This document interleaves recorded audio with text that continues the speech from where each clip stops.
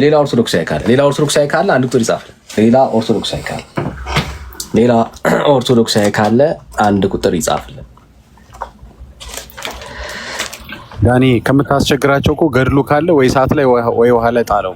አልሰማውም። ኢንተርቪውን ሰምተዋል? ባይተው ኢንተርቪውን ኤኦቲሲ ላይ ያለውን ዳክሽን ሙሉን አልሰማሁትም። እውነት ወደ መጨረሻ ላይ ምን አለ መሰለ ጠያቂው፣ ያው እንግዲህ ገድላት የሚፈተነው እሳትና ውሃ ላይ በመጣል ከተቃጠለና ካልተቃጠለ ከረጠበና ካረጠበ ነው ብሏልና ከምታስቸግራቸው አጠገብ ካለ ወይ ውሃ ላይ ወይ እሳት ላይ ጣል ብታረገው። ዳክሽን ስልኬ ላይ ሙሉ ነው አክፋቱ። ኦኬ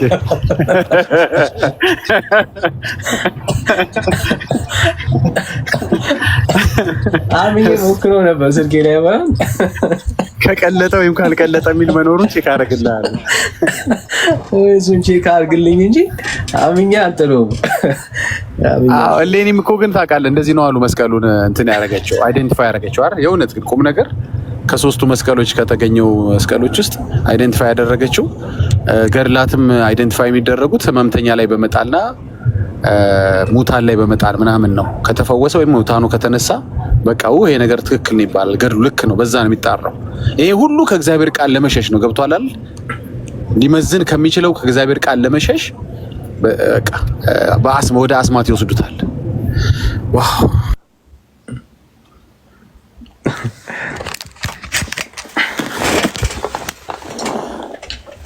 እሺ ዛግሼ እንቆምኩማ ትንሽ እና አንብበው እንየው እስቲ። ሌላ ኦርቶዶክሳዊ ካለ እንቀበላለንና ገባ በሉ ኦርቶዶክሳውያን ካላችሁ አንድ ቁጥር ጻፉልንና እስቲ እንቀጥል ዲስከሽናችን። እሺ የምናወራውን ያልተወገዘውን ገድል ነው። ባይዘው ያልተወገዘ ገድል ነው። ማየት ለሚፈልግ ሰው ይኸው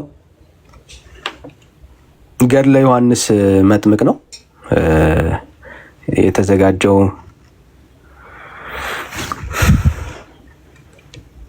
መቼ ሳይክዱትም ብለን እናስባለን። የተወገዘውን አይተዋል። ተምብኔላቸው ላይ አስቀምጠውታል። ራሳቸው ኢኦቲሲ ቲቪ ላይ አይተዋል። የተወገዘው ብለው ያችን ልክ ኤርሚያስ እጅ ላይ የምትገኘዋን መጽሐፍ ለጠፏት። እኛ ብናደርግ ኖሮ እንትን ነበር፣ ግን እግዚአብሔር ይስጣቸው በቃ ስራ ቀለሉ። እውነት ነው ዳግሼ። እሺ ስለዚህ ያልተወገዘ ገድል ነው የምናነበው ማለት ነው። እና ስለዚህ ስላልተወገዘ ገድል ነው የምንነጋገረው ማለት ነው። እስቲ ማለት በደንብ ብናነበው ጥሩ ነው። አንዳንዴ እነሱ ማያውቁትምና ማወቅ ቢችሉ ለምሳሌ የኤልሳቤትን ጉዳይ ሲንየው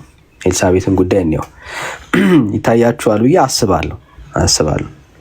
ያው ምን አይነት ተረት እንደሚያወሩልን በደንብ እንድታዩት ያክል ነው። የኤልሳቤት ስጋ የሚቀበርበት መሬት ቆፍሩ አላቸው። ሚካኤልና ገብርኤል መቃብሩን ይቆፍሩ ጀመረ። መቃብር ቆፋሪ ማን ነው? ሚካኤልና ገብርኤል። አስባችሁታል? ሚካኤልና ገብርኤል መቃብር መቆፈር ጀመሩ። ለኤልሳቤት ማለት ነው። ጌታን ያላቸው መቃብር ቆፍሩ አላቸው። የኤልሳቤትን አስክሬን ለማስፈር መቃብር ቆፍሩ ተባሉ። ሚካኤልም ስላበዛበት ገብርኤልም ስላበዛበት የመቃብር ስፍራን መቆፈር ጀመሩ። ጌታችን ኢየሱስ ክርስቶስ ዘካርያስንና ስምዖንን በአካለ ነፍስ በገነት መጥተው ጸሎተ ፍትሐት እንዲደርሱ አዘዛቸው። ጸሎተ ፍትሐት ይደረጋል የት? ከዛ የሚመጡት ዮሐንስና ዘካርያስ በአካል ነው ባይዘው የሚሄዱት። ምን ለማድረግ? ጸሎተ ፍትሐትን የኤልሳቤትን ጸሎተ ፍትሐት ምን ለማድረግ? ለመካፈል። ጋይስ ጸሎተ ፍትሐቱን በአካል ተገኝተው መካፈል ስላለባቸው ጌታ አዟቸው ዘካርያስም ስምዖንም በአካል በገነት መጥተው ጸሎተ ፍትሐት እንዲካፈሉ ብራዘርስ ጸሎተ ፍትሐት ተካፈሉ ማለት በአካል ሄደው። እነርሱም ፈጥነው መጥተው በኤልሳቤት ስጋ አጠገብ ቆመው ጸሎተ ፍትሐት ያደርሱ ጀመረ። ፍትሐቱ ሲያበቃ መላእክቱ በቆፈሩት መቃብር ቀበሯትና የዘካርያስንና የስምዖን ነፍስ ወዳለችበት ተመለሱ ይላል። ታውቁ አየ ከገነት ተመለሱ ወዳጆቻችን። ወዴት? ስርዓተ በቃ ያው ጸሎተ ፍትሐቱ ስላለቀ አሁን ተመለሱ ተባሉና ወደ አካል ተመለሱ፣ ወደ ምድር መጡ፣ ተመለሱ። እሺ ጌታችን ኢየሱስ ክርስቶስ የኤልሳቤጥን መቃብር በትምህርተ መስቀል አምሳል ደፈነው ይላል። እሺ ከዚያ በኋላ ጌታችን መድኃኒታችን ኢየሱስ ክርስቶስ ዮሐንስ በበረሃ ትቶት ወደ ናዝሬት ለመሄድ በደመና ተሳፍሮ ተነሳ ይለችልና ይቀጥላል። እንቀጥሎ ሀሳብ ስትስበታላችሁ ወገኖች፣ ወንድሞች ትንሽ ይሄ ገድል ልክ ለመሆኑ ቻርጀር ላይ ጣለው። ዳግሼ እሺ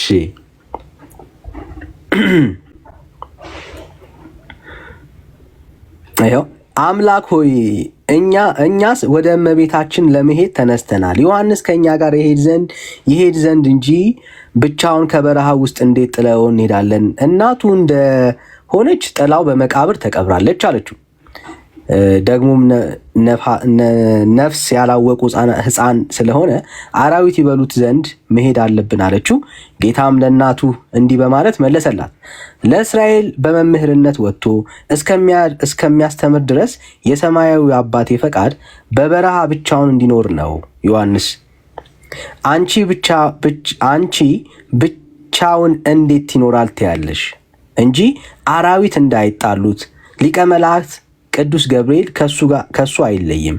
በፈለገው ነገር ሁሉ እንዲረዱት መላእክት ብርሃን አዞለት መልአከ ብርሃን ቅዱስ ገብርኤል ሰማያዊ ህብስትን እንደ ወተት የነጣችውን ውሃ ያመጣለታል። ይህችም ከአለት ድንጋይ ስር የምትፈልቀውን ውሃ እንደ እናቱ ጡት ለአፉ የጣፈጠች አደርግለታለሁ። ብቻውን እንዴት በበረሃ ይኖራል ትያለሽ? እስከ ዛሬም የጠበቅኩት እኔ ነኝ። ዮሐንስ ሰማያዊ አባቴ ከዚህ ዓለም ፍጥረት ሁሉ አብልጦ ይወደዋል። አባቱ ዘካርያስ በስጋው ቢሞት በነፍስ ሕያው ስለሆነ ዮሐንስን ለማጽናናት በአካለ ነፍስ እንዳይለየው አደርገዋለሁ።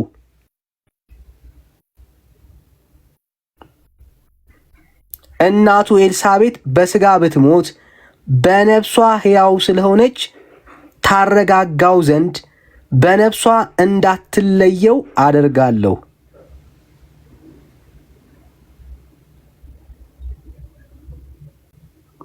ዮሐንስን በማኅፀን የጠቀለለች ሰፋድል የተባረከች ናት።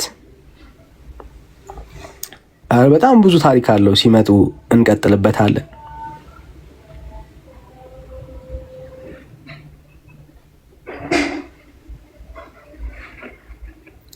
ኤስ ወጋኖች ተወግዟል። ኤስ መጽሐፍ፣ ኤስ ገድል፣ ወንድምነት ጋር ደግሞ ሌላ ገድል አለ። እዛ ቤት የተረት መጽሐፍቶች በጣም ብዙ ናቸው። ሰው እንጠይቃለን፣ ኤስ ተወግዟል ወይ? ቤተ ክርስቲያን ውስጥ ያለው ይሄ ተረትስ ተወግዟል ወይ?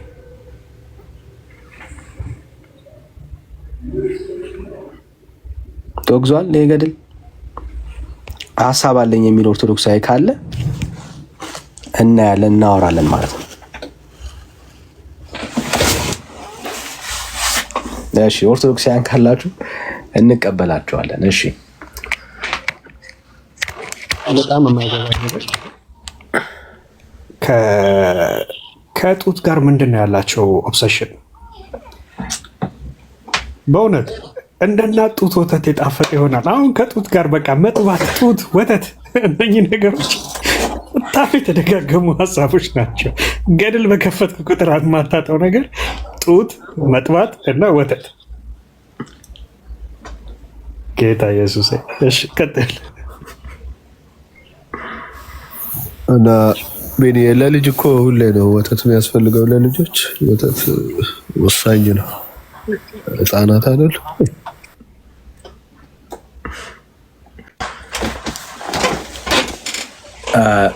እሺ አባባ ግርማ ነው የሚባሉት። ግርማ አጥማቂው ማን ነበሩ ስማቸው? ልክ ነህ። አባባ ግርማ መሰሉኝ። እህተ ማርያም የምትባላለች አይደል? ማነህ ዳኒ? ልክ ነህ። የተማረ እነዚህ ሁለቱ ላይ በተለይ እነዚህ ሁለቱ ላይ እኔ ዳኒ አንድ ቀንም ገብተህ ስትናገር ሰምቼ አላውቅም። ለምንድን ነው? እኔ የሚመስለኝ ልንገርህ። እሺ ዳግሻ ራሳቸው ኦርቶዶክሶች በጣም ነው ከኛ በላይ የሚቃወሟቸው። ኦርቶዶክሶች ከመረራቸው ገድል እየከፈትን ድርሳን እየከፈትን በተረታቸው ስንሳለቅ ማየት፣ ተረታቸውን ኤክስፖዝ ስናደርግ መስማት ካስጠላቸው መፍትሄው ልክ አባባ ግርማ ነው አባ ግርማ የሚባሉትና እህተ ማርያም ላይ የወሰዱትን ጭካኔ በሌሎቹም ተረታሞች ላይ እርምጃ መውሰድ አለባቸው። እርምጃ መውሰድ ማለት መቃወም መጀመር አለባቸው። ያው ሌላ አካላዊ እርምጃ አይደለም ማወራው ያለሁት። ስለዚህ ሌሎች ሐሰተኛ አጥማቂ ያለ የሚወስዱትን እርምጃ ሐሰተኛ ሰባኪዎቻቸው፣ ሐሰተኛ መጽሐፍቶቻቸው ላይ ቢወስዱ ጴንጤ ይፋታቸው ነበር። አያርን ለምንድን ነው ቤት ከፍተን አንድ ቀንም ስለነሱ የነሱ ቪዲዮ አሳይተን አናውቅም? ምን አናውቅም? እንደው በመካከል የሆነች የሚያስቅ ሞመንት ካለ እንደዚህ አንስተን የምናውቅበት አጋጣሚ ሊኖር ይችላል እንጂ ጉዳያችን ብለን እኛ በእነዚህ ሰዎች ላይ ተናግረን አናውቅም። አየ ኦርቶዶክሶች ቤታችሁን ከፍታችሁ ለምንድን ነው ስለ ወንጌል አማኞች የማታወሩት? እከሌ እከሊት የሚባል የነሱ ሐሰተኛ እንትን የሚባል መጽሐፍ የጻፈ ምናምን ብላችሁ የማታወሩት ለምንድን ነው ስለኛ? ዳኒ አንድ የምታደርግልኛል አንድ ደቂቃ ብቻ፣ በጣም ይረብሸኛል። ያው እኔ ማይክ አይገጫለሁ ሁሉ ጊዜ። እስካሁንም በጣም ተቸገረኝ ያወራሁት። ወይ ሰላም ወረደ። እኔ ጋር ብቻ ነው ሌሎቻችሁ አላውቅም። ቤታችሁን ከፍታችሁ አይታችሁ እንደሆነ ሐሰተኛ ከሌ የሚባለው የነሱ አገልጋይ እንትን የሚባለው ብላችሁ አንድ ቀንም ብላችሁ አታውቁም። ለምንድን ነው? እኛ ሰፈር የሐሰትን ነገር የሚያደርጉ ሰዎች ስለሌሉ አሉ። በወንጌል ስም የሚሸቅጡ የሚነግዱ አሉ እኮ። ግን ለምንድን ነው ዝም ያላችሁት? እነሱን ማትቃው እናንተስ ጋር ይኸው ሌቦች አሉ አይደለ ምናምን ማትሉት ለምንድን ነው? ምክንያቱም ያስተረፍንላችሁ ሌባ ስለሌለ ነው። ያስተረፍንላችሁ በይደር ያቆየንላችሁ ሌባ የለም። ያልተቃወምነው ሌባ የለም። ያልተቃወምነው ዘይት ሻጭ፣ ባለ ገስታውስ፣ ባለ ሐሰተኛ ነቢይ፣ ባለ ሱቅ ከፋች ምናምን ስለሌለ ስለማታወሩ ቤት ከፍታችሁ አየ እናንተም ያስተረፋችሁልን አባ ግርማ እህተ ማርያም ስለሌለ ምን ብለን ስለ አባ ግርማና እህተ ማርያም እናውራ? ጨረሳችሁብን እኮ። ልናወራ ስንል ጭርስ አረጋችሁብን። ሌሎቹንም እንደዚህ ጨርሱብን። እኛ እንደምንጨርስባችሁ የምታወሩት እንደምናሳጣችሁ ልታወሩ ብትከፍቱ ምን አሁን ከምናወራው በላይ የራሳቸው እዛው ያሰስራቸውን ጨፍጭፈውታል። ኤክስፖዝ አድርገዋቸዋል። እንደ እግዚአብሔር ቃል መክተዋል። እንደ እግዚአብሔር ቃል ለህዝባቸው አስተምረዋል። ተጠበቁ ከነዚህ ሰዎች ብለው ስማቸውን ጠርተው ቤተክርስቲያናቸውን ጠቅሰው አስጠንቅቀዋል። ምን አስተረፉልን ለኛ ለኦርቶዶክሶች? ቤት ከፍተን ብናወራ እንደው ዝም ብሎ ጉንጭ ማልፋት ነው፣ የተበላ ቁብ ነው። አየ ሴም ቴክኒክ መጠቀም አለባችሁ፣ ወይም እናንተ ጋር ያለውን ጅማሮ ማጎልበት አለባችሁ። ልክ እህተ ማርያም ላይ አባ ግርማ ላይ እነ ከሌላ የወሰዳችሁትን አይነት እርምጃ ቀሪዎቹ ባለዲሾችና ቢጫ ለባሾች ላይ እርምጃውን መውሰድ አለባቸው። እርምጃ ስላሁን በድጋሚ ስለ ስጋዊ እርምጃ እያወራ ያለሁት ሐሳባቸውን፣ ክፉ ትምህርታቸውን፣ ክፉ ልምምዳቸውን፣ መጽሐፍቶቻቸውን ወይም መጽሐፍቶቹን መሰል በሆነ ሁኔታ ብትቃወሙ ኖሮ ማንም ስለ እናንተ አያወራም ነበር። አለቀ። ይሄ ነው ያለው መፍትሄው። ሌላ አይደለም መፍትሄው። አይ ካላችሁ ግን አቅፈናቸው ትውልዱን ዘመኑን እንዲበላ ከጌታ ሐሳብ እንዲርቅ ቃሉን እንዳያነብ በሌሎች ተረቶች እንጠምደዋለን ካላችሁ ደግሞ ይቅርታ አድርጉልን። ስራችን በእግዚአብሔር እውቀት ላይ የሚነሳውን የሰውን ሐሳብ ማፍረስ ነውና ማፍረሳችን እንቀጥላለን። ስለዚህ ቴክኒኩን እኮ ጀምራችሁታል። አሁን እኮ አንድ ገድል ጀምራችኋል። በቃ መሰል አሁን ከዚህ በኋላ ስለተወገዘው ብዙ የምናወራበት ምክንያት የለም። በቃ እኮ ተወገዘ። በቃ እኮ አለቀ እኮ። ስለዚህ ወደ ቀሪዎቹ ወደ አልተወገዙት ነው የምንሄደው። ስለዚህ ኪፕ ኦን ዱዊንግ ዳት ለማለት ነው፣ ለማበረታታት ነው። አመሰግናለሁ ዳኒ።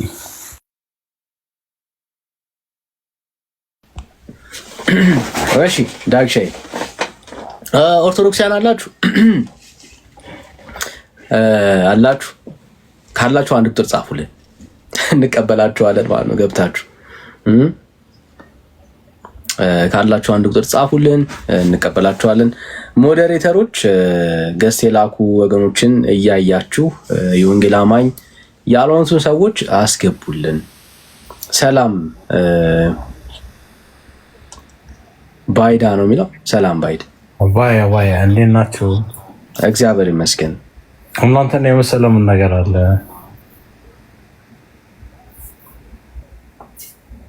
ምን አልከኝ ወዳጅ? እናንተን የመሰለ ምን ነገር አለ? አይ ምንም፣ እኛ ምንም አይደለንም ብራዘር። እኛ የማንረባ የማንጠቅም ሰዎች ነን። እና አንተ እንደዛ ትብል። አንተን የመሰለ ምን ነገር አለ? አይ እኔ አይደለሁም ብራዘር። ሁላችንም እኛ ምንም አይደለንም። ፈጣሪ እየፈለጋችሁ ትኖራላችሁ፣ ግን አንተን የመሰለ ምንም ነገር የለም። ኦፍኮርስ እኔ ዝም ብዬ መናገር ስለላኩ ነው። አንተን የመሰለ ምንም ነገር የለም። እውነት እኛ ምንም ማለት አይደለንም ብራዘር። እሱን ነው ማመን ያለብህ። ስለኔ ያለ እኔ ነኝ አይደለም የማውቀው ስለሁላችን። አንተ ወንድምን የመሰለ ምን ነገር የለም። እና በቤተሰኒያ የተወለደ በኢትዮጵያ የተወለደ ምን አሁን በጣም የሚገርመኝ ነገር አንተ ጥያቄ ልጠይቅ እስኪ። እናንተን ከየት ቤተ እምነት ነህ? እውነት እኔ ብዙም እምነት የለኝም። አዎ እምነት የለኝም። ለምንድን ነው እምነት የሌለ? የምታምነው አንተ ነው? አው አምኜ ሳይሆን በቃ ዓለምን ዝም ብዬ ሳይ በጣም ታምራለች ብዬ አሰብኩኝና ምንም እምነት የለኝም። እኔ እኮ የምታምነው አንተ ነው ወይ እምነት የሌለ? አጥቼ አይደለም አክቹዋሊ። አዎ አጥቼ አይደለም፣ ግን አንዳንድ ጊዜ በቃ እቺ ዓለም ጥሩ ናት ብዬ ስለማስብ ብዙም ለእምነት ሰዎች ለምን ይጣላሉ ብዬ ዝም ብዬ አስባለሁ። የምታምነው ሳታጣ ነው ዓለም የበለጠችብህ። ያ ለምን እንደሆነ ታውቃለህ? አንተን የመሰለ ምንም ወንድም ዝም ብዬ ሳስብ ለምንድን ነው ሰዎች ግን በእምነት ነው በቋንቋ የሚያስቡት? ዝም ብዬ አስባለሁ። ምናልባት አይም ራንግ። ዓለም ከፈጠራት ትበልጣለች እያልከን ያለው? ያ ኦፍኮርስ አንተን የመሰለ ተፈጥሮ ለምንድን ነው ሰዎች በእምነት ነው በቋንቋ የሚጣሉት? ዝም ብዬ አስባለሁ። እኔ ከማንም ጋር አልተጣላሁም። አንተ ከሰው ጋር ጭራሽ ትጣላም ሰምቼ አላውቅም። ዝም ብዬ እሰማቸዋለሁ። በጣም ነው የምሰማቸው። በጣም ሁላችንም እዚህ የምናገለግል ሰዎች ከሰው ጋር አንጣላም። ግን ያ ለምንድን ነው ግን ዓለም ምንድን ነው? ዓለም የምትባለው ሀገር ለእናንተ ምን ያህል በጣም ረጅም ናት? ብራዘር ሀሳብን አልተረዳሁትም። አሁን ትልቁ ነገር ምን መሰለ? ትልቁ ስህተት ምንድን ነው? የተሰራው ከሰሪው በለጠብህ። ይሄ በጣም ኪሳራነት ነው። በጣም ኪሳራ ነው። የተሰራው ነገር ከሰሪው ሊበልጥ አይችልም። የተፈጠረውን ማየት ስትጀምር ትልቅ ውድቀት ነው። በጣም ትልቅ ውድቀት። እሺ እኔ ዝም ብዬ ነው የምነግርህ፣ የእውነቴን ነው የምነግርህ። የሆነ ጓድ ዝም ብዬ ሳስብ ወክ ሳደርግ የሆነ ሰው አገኘሁኝና ኢዝ ፍሮም አፍጋኒስታን እና በየቀኑ ሰዎች ሲሞቱ ያድራሉ እና በጣም ነው የማዝነው ምናምን አለኝ። ኦኬ ሰው ለምን ነው እንደዛ የምታስበው ስለው በየቀኑ ፍሮም አፍጋን አለኝና አፍጋኒስታን ነው የምኖረው እና በቃ በየቀኑ ሰዎች ሲገደሉ ይኖራሉ ምናምን አለኝ። አንድ ፖይንት ላይ ቆመህ አውራ። አየህ አይደል? አሁን 10,000 ቦታ ከረገጥክ አንዱንም መጨረስ አትችልም። ስለዚህ አንዱ ፖይንት ላይ ይዘህ አውራ። ለምሳሌ ዳኒ የመታል። ቀጥል አንተ። እሺ ቢንሻይ፣ አሁን ትልቁ ኪሳራ ውስጥ እንዳለ የሚታየን ነገር ፈጣሪዋን የፈጠራትን ትተህ የተፈጠረችውን ነገር እያየን ያለው እና እሱ ትልቅ ኪሳራ ነው። በጣም ትልቅ ኪሳራ ነው። ምንም ነገር ማሰብ የምትጀምረው ፈጣሪውን ትልቁን ማሰብ የሚገባህን እሱን ትተህ ሌላ ነገር እያሰብክ ነው ያለው። መጽሐፍ ሲናገር የጥበብ ሁሉ መጀመሪያ እግዚአብሔርን መፍራት ነው እና ትልቁ ቁም ነገር ከእግዚአብሔር ጋር ያለህ አንደርስታንዲንግ ነው። በምድር ላይ የሁሉ መገለጦች መገለጥ አምላክህን መረዳት፣ እሱን መፍራት፣ ከእሱ ጋር ያለን ህብረት ሜንቴን ማድረግ ነው።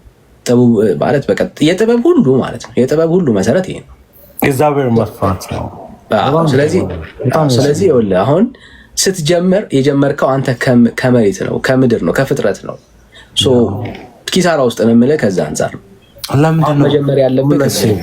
እኔ አንዳንድ የእውነቴን ነው የምነግርህና ዝም ብዬ ሳስብ ለምን የሰው ልጆች ምድር ሰማይ ሰው ለምንድን ነው ሰው የሚያስጨንቀው ብዬ አስባለሁ። አልገባኝም። ለምን ማለት ማን የሚያስጨንቀው? አንተ ማን አስጨንቀው? እግዚአብሔር መጠረ እኛን ፈጠረን። አሁን እግዚአብሔር እኛን የሚያስጨንቀን ይመስልሃል? እግዚአብሔር አስጨንቆ ነው እኮ አያውቅም ወዳጄ። አሁን እየተጨነቅ ያለው አንተ ነህ። እግዚአብሔር አስጨንቆ አያውቅም። እግዚአብሔር ሰውን አላስጨነቅም። ኦኬ። አሁን ያለህበት የህይወት ምዕራፍ ላይ ምን አይነት እንደሆነ አላውቅም፣ ግን የሚያስጨንቅ አምላክ አይደለም ያለው። እንደውም አሁን አንተ ካለ ከተጨነቅ፣ ሰላም ካጣ፣ እረፍት ከሌለ ወደ እውነተኛው እረፍትና ሰላም ወዳለበት ወደ እግዚአብሔር እቅፍ ነው መመለስ ያለብህ። ምክንያቱም እኔ እንደዛ ብኖር በጣም ደስ ይለኛል እኮ። ወደ ኢየሱስ ና፣ ወደ ፈጣሪ ና። አየህ፣ ተስፋ ያደረካቸው ዓለም የምታያቸው ነገሮች ሁሉ እነሱ ሰላምና እረፍት ሊሰጡ አይችሉም፣ ደስታ ሊሰጡ አይችሉም። እውነተኛ ደስታና ሰላም ያለው ከፈጣሪ ዘንድ ነው። ጌታ ካላሳረፈ ልታርፍ አትችልም። ጌታ ከተማን ካልጠበቀ ጠባቂዎቹ በከንቱ ነው የሚደክሙት፣ በከንቱ ነው የሚደክሙት። አየህ፣ የእውነተኛ የህይወት የነፍስ ባይብል አነባለሁ ዝም ብዬ ነው። ለምንድን ነው አሁን ለምሳሌ ፈጣሪ ሰዎችን ኮስችን አደርጋለሁ፣ የሆነ ነገር እጠይቃለሁ። የእውነቴን ነው የምነግርህ። ለምን እንደምጠይቅ ልንገርህ።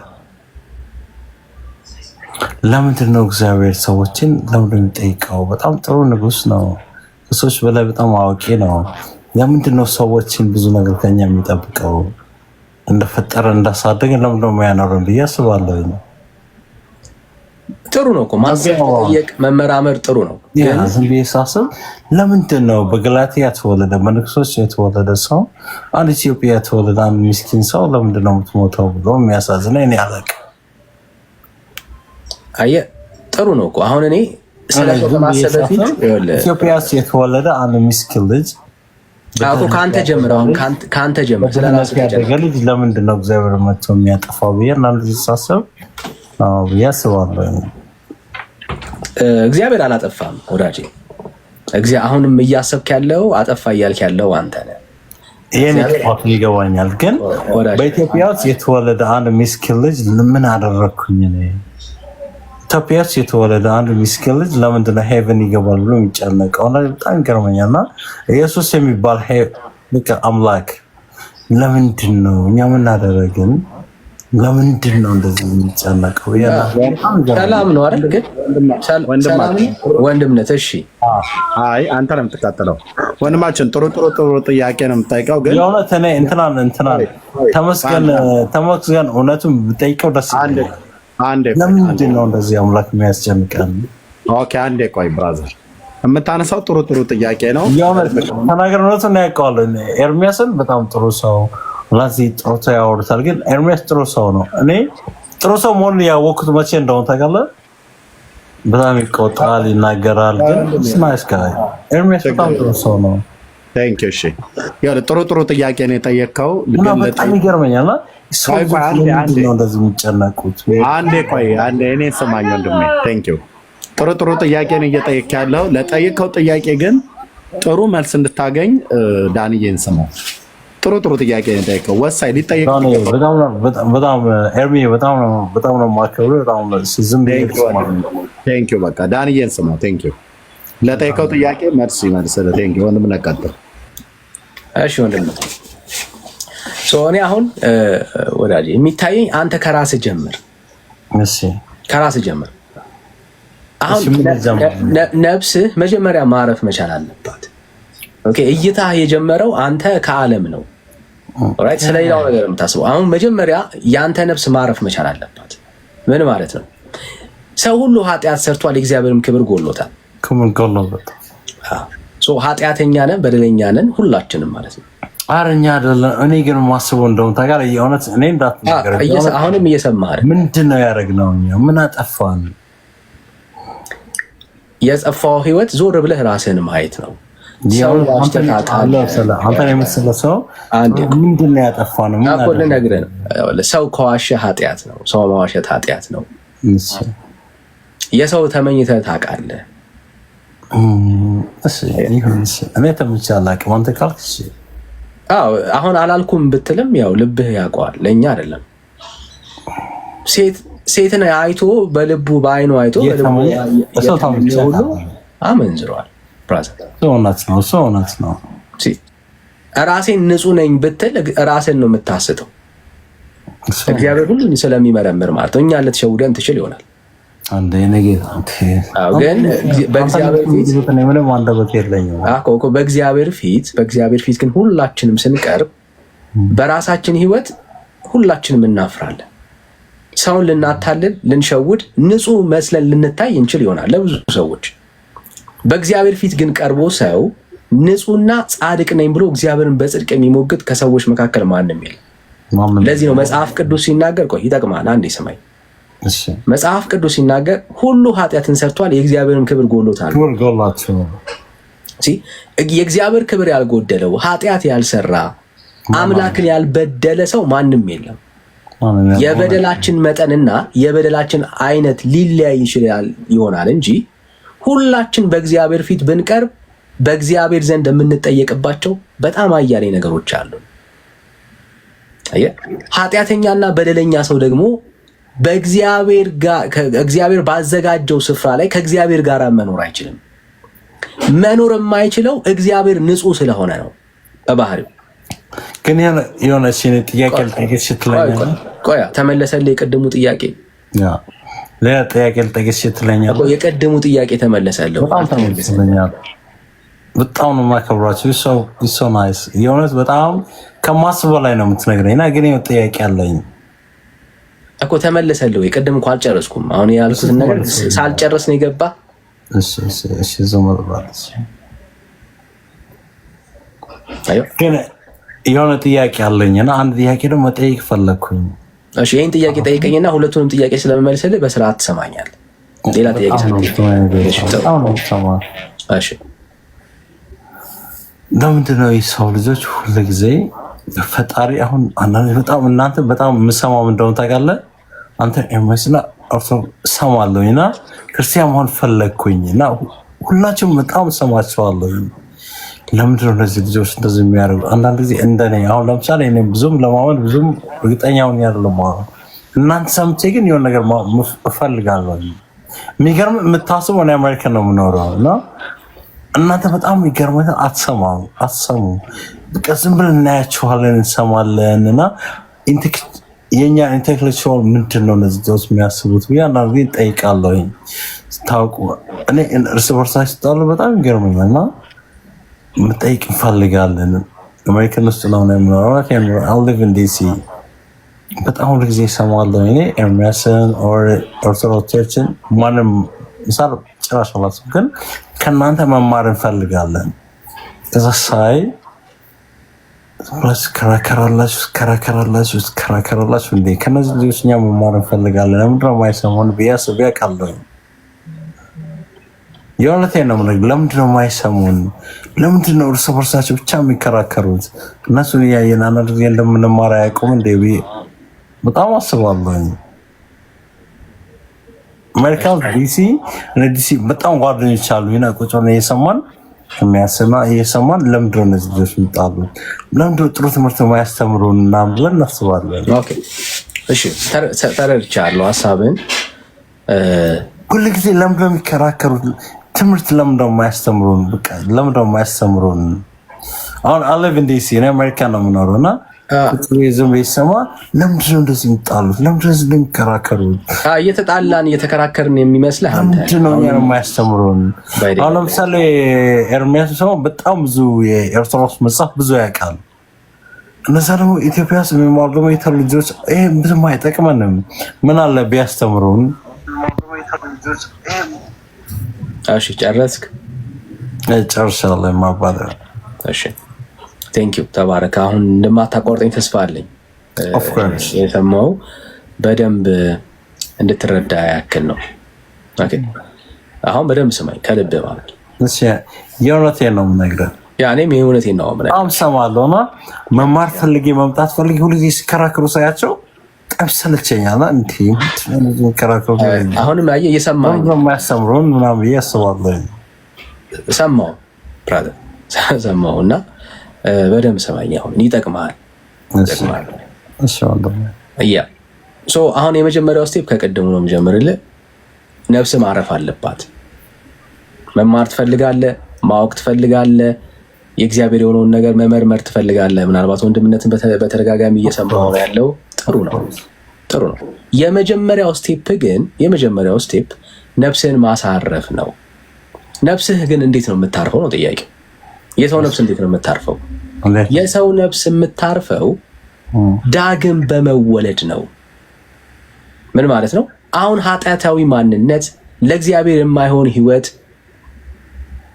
ያለህ ማንነት ነው ያለ ሰው የእግዚአብሔር ልጅ ኢየሱስ ክርስቶስን በማመን ዳግም መወለድ መቻል አለበት። የእግዚአብሔር ልጅነትን ያጣውን በኃጢአት በበደል ምክንያት ያጣውን ልጅነት ዳግም ማግኘት መቻል አለበት። ለዚህ ነው መጽሐፍ ሲናገር ዮሐንስ ወንጌል ምዕራፍ 1 ቁጥር 12 ላይ ለተቀበሉት ሁሉ ግን በስሙ ለሚያምኑት ለነሱ የእግዚአብሔር ልጆች የሆኑ ዘንድ ስልጣን ሰጣቸው ይላል። አየህ፣ ያ ያጣኸውን የልጅነት ስልጣን የምታስገኝበት ዳግም የምታገኝበት መንገድ በጣም ግልጽ ነው። መጽሐፍ ቅዱስ በክርስቶስ ኢየሱስ እመን ይላል። ሰው በክርስቶስ ኢየሱስ ሲያምን ያጣውን ያንን የልጅነት ክብር ዳግም ያገኛል።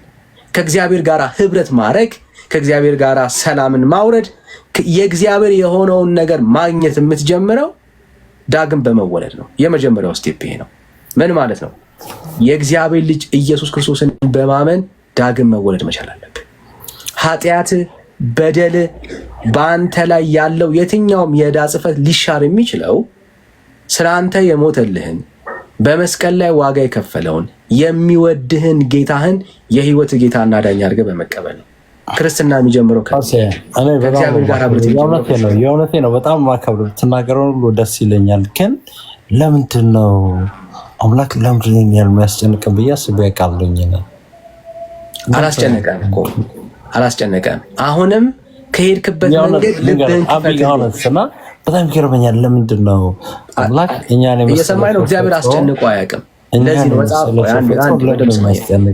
በደምብ ስማኝ። ያው መስማት አለብህ። አንተ መስማት ነው ያለብህ። እግዚአብሔር ሰውን አስጨንቆ አያውቅም። ለዚህ ነው አስጨንቀን ይመስለኛል። አይደለም በደጅ ቆሜ አንኳኳለሁ ነው የሚለው። ለምሳሌ አሁን ድረስ ለምን አንድ ያቀል ጠይቀና ሳሰብ እንደሱ አይሆንም። ብራዘር የሚያምር ልጅ ንጹህ የሆነ ሰው በጣም የሚያምር ልጅ ፈጥሮ እየሰማኝ ነው ብራዘር። አንዳንድ ጊዜ እኔ በጣም እጨነቃለሁ እኮ። እግዚአብሔር አላስጨነቅም። አሁንም ቆሞ በልብህ ላይ አንተን የመሰለ ጥሩ ልጅ እስኪ ፊትና በጣም ዝም ይገርመኛልና አንተን የመሰለ ልጅ ለምን አስጨነቀን? ግን ምን አደረግን ብያስ አላስጨነቀ። እግዚአብሔር ማናችንም አስጨንቆ አያውቅም። አንተን የመሰለ ሁላችንም የመሰለ ለምንድን ነው ወንድምሽ? ኦኬ እሺ፣ ባይ አንዴ ወንድማችን ባይ እኔን የሚት ያረኩ ደጋግሞ ውስጥህ የሚጮህ ድምፅ አለ። ያንን ብቻ ነው አንተ የምታስተጋባው። እግዚአብሔር ሰው እንደሚያስጨንቅ፣ እግዚአብሔር ጨካኝ እንደሆነ፣ እግዚአብሔር ለሰው ልጆች እንደማያዝን፣ ርህራሄ የጎደለው፣ ከምሕረት የራቀ እንደዛ አድርገህ ውስጥህ የተሳለብህ ወይ ደግሞ የሰማኸው ድምፅ አለ። ያንን የምታስተጋባው አንተ እንደምትለው አይደለም። እግዚአብሔር የሰው ሁሉ ወዳጅ ነው። አንተን ይወድሃል፣ እኛን ይወደናል። እግዚአብሔር የሰው ልጆች ከልቡ አያስጨንቅም ይላል ሰቆቃወ ኤርምያስ ላይ። መጽሐፍ ቅዱሳችን እንደዛ ነው የሚነግረን። እሺ እግዚአብሔር የሰው ልጆች ከልቡ አያስጨንቅም ይላል። በፍጹም አያስጨንቅም። ጌታ ማንንም አስጨንቆ አያውቅም። ላስጨንቅ ብሎ ቢል ፍጥረቱን ሁሉ ማጥፋት ይችላል። ማስጨንቅም አይደለም በአንድ ቅጽበት ሊያጠፋ ይችላል። ግን እሱ እንደዚህ አድርጎ አያውቅም። ስለዚህ ያለ ባህሪው ባህሪ አትስጠው። ኦኬ እግዚአብሔር የሰው ልጆች ከልቡ ምን አይልም አያስጨንቅም ይላል። ኦኬ አያስጨንቅም ይላል። መጽሐፍ ቅዱስ እጅህ ላይ አለ። ኤርሚያው ወጣ እንትኑን ፕሮፌሽኑን ብናውቅ ደስ ይላይ ነበረ። ምክንያቱም ለምሳሌ አንድ ሰው ፖሊስ ከሆነ ፖሊስ ለመሆን አለመሆን ይችላል እኮ አይደል? ፖሊስ አለመሆን ይችላል። ፖሊስ ለመሆን ግን የፖሊስ ስልጠና ወስዶ ፖሊስ ጣቢያ ውስጥ ገብቶ ራሱ ለመስራት ያ ፈቃዱ ያስፈልገዋል። እና አሁን ዝም ብሎ አይ ፖሊስ ለመሆን እንዴት ታስጨንቁናላችሁ ምናምን ብሎ ፖሊስ ጣቢያ መክሰስ አይችልም። ምክንያቱም በቃ ፖሊስ ጣቢያው እኮ ኦልሬዲ እንትን አዘጋጅቷል፣ ፕሮሲጀር አዘጋጅቷል። የምትገባበት። ሂዝ ዴንቲስት በጣም አሪፍ ነበር። እንደውም ቢገባ ደስ ይለኛል። ካለ ተመልሰና ማነው ስሙ?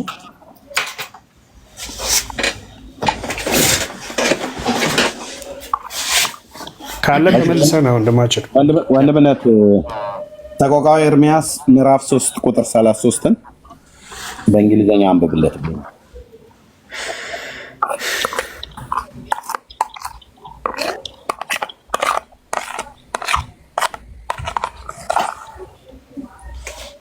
ማጋ ነው እኔ ጋ ነው። ኦኬ ሰቆቃወ ኤርምያስ ምዕራፍ 3 ቁጥር 33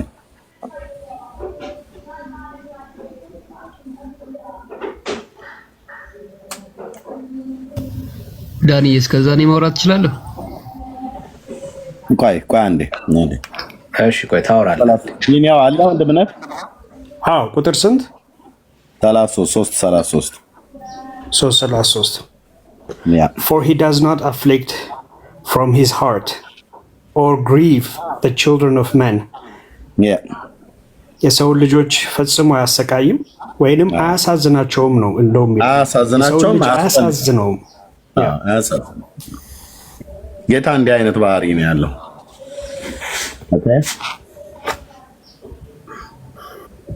በቃ ይህንን ባህሪውን ወቅ ብራዘር። ለምን ያስጨንቀናል? ነው እግዚአብሔር የሰው ልጆች እንደዚህ እዚህ ላላችሁ የሰው ልጆች ማለት እዚህ ያላችሁ የሰው ልጆች እግዚአብሔር የሰው ልጆች እጅግ ከልቡ ይወዳል። ጭንቀታችንን አይወድም። ኦኬ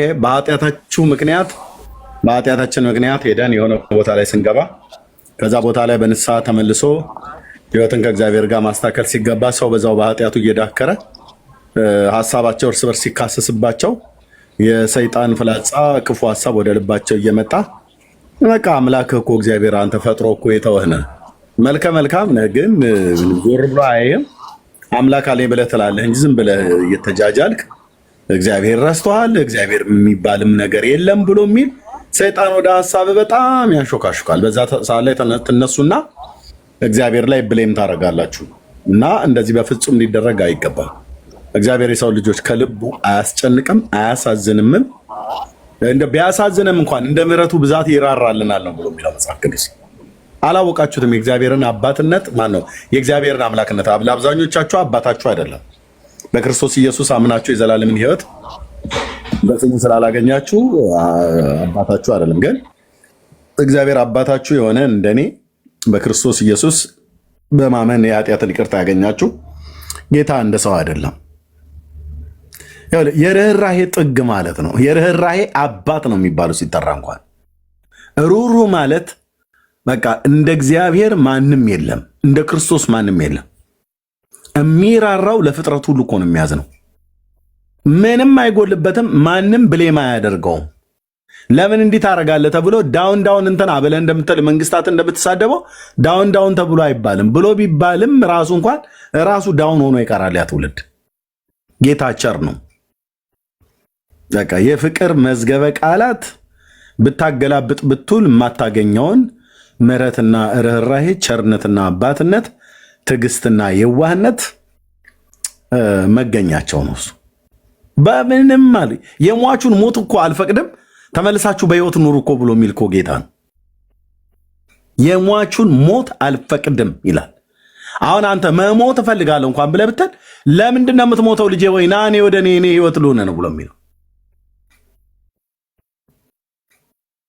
አይኔ መድኃኒት እጠጣለሁ ምናምን መሞት ፈልጋለሁ ብለህ እባክህ አትሙት ነው ብሎ የሚል እግዚአብሔር ወደ ሞት እንኳን እየሄድክ እያለ ወደ ገመድ እንኳን ብትገባ ጌታን ሰዎች ቢሰሙት ወደ ገመድ ለመታነቅ ቢገባ፣ መድኃኒት ለመጠጣት ቢገባ፣ መኪና ውስጥ ለመሄድ ቢገባ፣ የተለያየ ነገር ለማድረግ እግዚአብሔር እስከ መጨረሻው ድረስ ለሰው ልጆች ይናገራል። ኦኬ፣ ከሱ ተለይተን የምንጎዳው ነገር የለም። ብንጠጋውም ወደሱ የምንጠቅመው ነገር የለም። ጭር ስለማይልበት አይደለም፣ እኛ እንዳንሞት ስለሚፈቅድ ከርህራኄውና ከምሕረቱ ብዛት የተነሳ ምን ስላደረግንለት ነው? አምላክ ሰው ሆኖ መጥቶ ከድንግል ሴት ተወልዶ ለእኔና ለአንተ ለበደል ኃጢአት በፈጠረው ሰው እጅ እንደዚህ የሚሰቃየው ማን ስለሆንክ? ማን ስለሆንኩኝ? ማን ስለሆንን እንደዚህ ይሆናል? ከምን ተነስቶ ነው ይህንን ያደረገው? ክብር ጎሎት ክብር ለመጨመር ብሎ ነው? ዋው ፓፓ ገርማል ምን አይነት ነው ተብሎ በሰዎች ዘንድ አድናቆትን ለመጨመር ፈልጎ ይመስላል? አይደለም። በሰው አንደበት አይደለም በመላእክት አንደበት እንኳን ባይመሰገን ባይደነቅ ባይዘመርለት እሱ ለዘላለም የተመሰገነ አምላክ ነው። ሰው ልጆችን ይሄ በከበሮ በምናም ነገር በኪቦርድ ብሎ እያንበጫረቅን የምንዘምረው መዝሙር አይደለም። ነገደ መላእክት እንኳን ባይዘምሩለት ለዘላለም የተመሰገነና የተፈራ አምላክ ነው። ብናመሰግነው ለክብራችን ነው። ብንሰግድነት ለክብራችን ነው። ብትጠጋው ወደሱ ብትጠጋው ለራስ ነው፣ ለመዳን ብለህ ባትጠጋውስ ትጠፋለህ ማለት ነው። ለዘላለም ነው የምትጠፋው። ስትጠፉ ግን እኔ እንኳን አልጠፋም፣ ምክንያቱም ወደ ጌታ ተጠግቻለሁ። ስትጠፉ እንኳን እግዚአብሔር ብራዘር ስትጠፋ እንኳን እግዚአብሔር ደስ እያለው እሰይ እንኳን ጠፋ ይሄ ሰውዬ ብሎ እያለ አይደለም የምትጠፋው። እያዘነልህ እየራራልህ እየለመነህ እያባበለ ና ተመለስ ወደ እኔ እያለ አልሰማ ብለህ ሄደ ከሞት ጋር ተጋፈጥክ። ሞት ውጦ ያስቀራል ማለት ነው። ይሄ ሞቱ የስጋ ሞቱ መሐመድ አየለ ሁላችን የምንሞተው እድሜያችን ሲደርስ የምንሞተው ወይ በህመም የምንሞተው በተለያየ ነገር የምንሞተው አይደለም።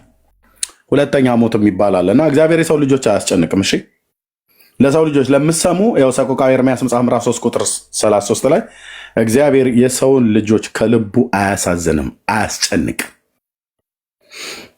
ሰይ በቃ አሰቃየዋት ብሎ አይልም። በኃጢአታችን ምክንያት የሚመጣብን ውጤት አለ። ኃጢአት ስታደርግ ሄደ በኃጢአት ምክንያት ኮንሲኮንሲ ታጭዳለህ። ሰው የዘራውን ያጭዳልና ለምሳሌ ዝሙትን ምንዝርናን በህይወት ላይ ብታመጣ ሄደ ከሴት ጋር ብታመነዝር አይምሮ ጎልሃል ይላል። ከዛ ሳይቀጣ አይቀርም ይላል። እዛው ጋር በቃ ስላደረግከው ኃጢአት ነው የምትቀጣው። የሆነ ነገር ይገጥማል፣ ወይ በበሽታ ወይ በሆነ ነገር ይገጥማል እና እሱን እግዚአብሔር አይደለም ያመጣ፣ በአንተው ራሱ ሄደ ያደረግከው ነው። ጌታ እንኳን ቢቀጣ የሰው ልጆች አልመለስ ብለው መጨረሻ እምቢ ካሉ ደግሞ በሱ ቁጣ ስር አለመውደቅ በጣም ብራዘር አለመውደቅ ይሻላል እንጂ ጌታ 32 ላይ እንደውም እኮ ስታየው ምንድን ነው የሚለው? For though he causes grief ይላል, he will have compassion according to the abundance of his steadfast love. ከፍቅሩ ብዛት የተነሳ አለ። እንደው ሰዎችን ቢያሳዝን እንኳን ለምሕረቱ ብዛት ያዝንላቸዋል፣ ይራራል፣ በጣም ይራራል ይላል። ከፍቅሩ ብዛት ይላል። ራይት እግዚአብሔርን ሰው አላወቀውም። እንደው ጌታ ምስክሬ የእግዚአብሔር ወንዶችና ሴቶች ልጆች ምሕረትና ቸርነቱን የቀመሳችሁ ካልሆናችሁ በስተቀር እግዚአብሔር ጭራቅ ተደርጎ እኮ ነው የተሳለው። በተለይ በሃይማኖት ቤት አውሬ ተዳርገው ነው የሳሉት። ምሕረቱ ያለቀ ትዕግስት የሌለው፣ ሌሎች ግን ርኅራሄ የተሞሉ የፍቅር እናት የፍቅር አባት ይላል። ከእግዚአብሔር የበለጠ የፍቅር አባት አለ እንዴ? ከእግዚአብሔር የበለጠ አፍቃሪ አለ? ከክርስቶስ የበለጠ አፍቃሪ አለ?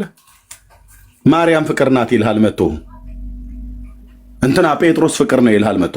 እነሱ ፍቅር እንኳን ቢሆኑ ይሄን ፍቅር የተማሩት ከማን ነው? ከክርስቶስ ነው። ማርያም ፍቅር ብትሆን ይሄን ከማን የተማረችው? ከክርስቶስ ነው። ትሁት ነው ማን ነው? ማርያም ትሁት ናት ምናምን ነገር ብሎ ይላል። ይሄን ትህትና የተማረችው ከክርስቶስ ነው። እሱ ግን ያለውን አይሉም። ፍቅርን ከክርስቶስ ትህትናን ከማርያም ይላሉ። ማን ነው ከፋፋ እያደረገ እንዴ? ፍቅርንም ከክርስቶስ ነው፣ ትህትናንም ከክርስቶስ ነው፣ ቅድስናንም ምሕረትንም ፍቅርንም ከክርስቶስ ነው። እኔ ዋህ በልቤ ትሁት ነኝ ነው ያለው።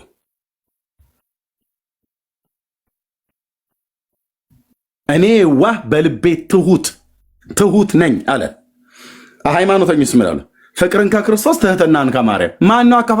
የትህትና ምንጭ ማርያም ነች ብሎ ያለ ማን ነው? እሱ ትሁት አይደለም እንዴ? እኔ ዋህ በልቤ ትሁት ነኝ አላለም እንዴ? ማቴዎስ 11 ቁጥር 28 እና 29 እንደ ጌታ ያለ ፍቅር፣ እንደ ጌታ ያለ መሐሪ፣ እንደ ጌታ ያለ የዋህ፣ እንደ ጌታ ያለ ትሁት፣ እንደ ጌታ ያለ ለሰው የሚያዝን በላይ በሰማይ በታች በምድር በመላእክት ዓለም ፈልግ አንድም የምታገኙት የለም።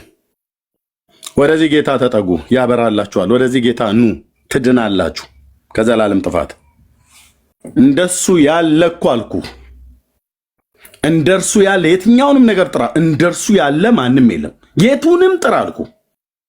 ቅዱስ ብለህ ብትል እንደሱ ያለ፣ ጻድቅ የለም ብለህ ብትል እንደሱ ያለ፣ እውነተኛ እንደሱ ያለ፣ በጽድቅ የሚፈርድ እንደሱ ያለ፣ ምሕረትን የተሞላ እንደሱ ያለ፣ ትዕግስተኛ እንደሱ ያለ፣ የዋህ እንደሱ ያለ፣ የሰው ልጆች ወዳጅ እንደሱ ያለ ማን አለ? ብራዘር ማን አለ? ሌሎች እንትና ብለህ ብትል ተካፍለው ነው። እሱንም እንደው እግዚአብሔር ያበዛላቸው ጸጋ ማለት ነው።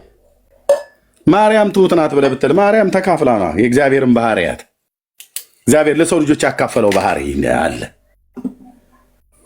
ጌታ ግን ፍቅር ነው። እግዚአብሔር ግን ሩህሩህ ነው። ቁጣው ለጥቂት ጊዜ ነው፣ ምሕረቱ ግን ለሕይወት ዘመን ነው ያለው። ሃሌሉያ! በምሕረትህና በክንፎች ውስጥ መጠለል። ቁጣው እንኳን ቢቆጣህ እንኳን ለጥቂት ጊዜ ነው ብራዘር። ይራራልሃል፣ ይራራል። ቸር ነውና ምሕረቱ ለዘላለም ነውና እግዚአብሔርን አመስግኑት ነበር ተብሎ የተዘመረው መዝሙር በብሉይ ኪዳን ላይ። ቸር ነውና ምሕረቱ ለዘላለም ነውና ለፈጠረው ፍጥረት እንኳን ይራራል ብራዘር፣ እንኳን ለሰው ልጆች አይደለም። የሰማይ አባታችሁ የሰማይ አዋፍትን ራሱ እንኳን ይመግባል ይላል። ስለሚራራ እኮ ማለት ነው።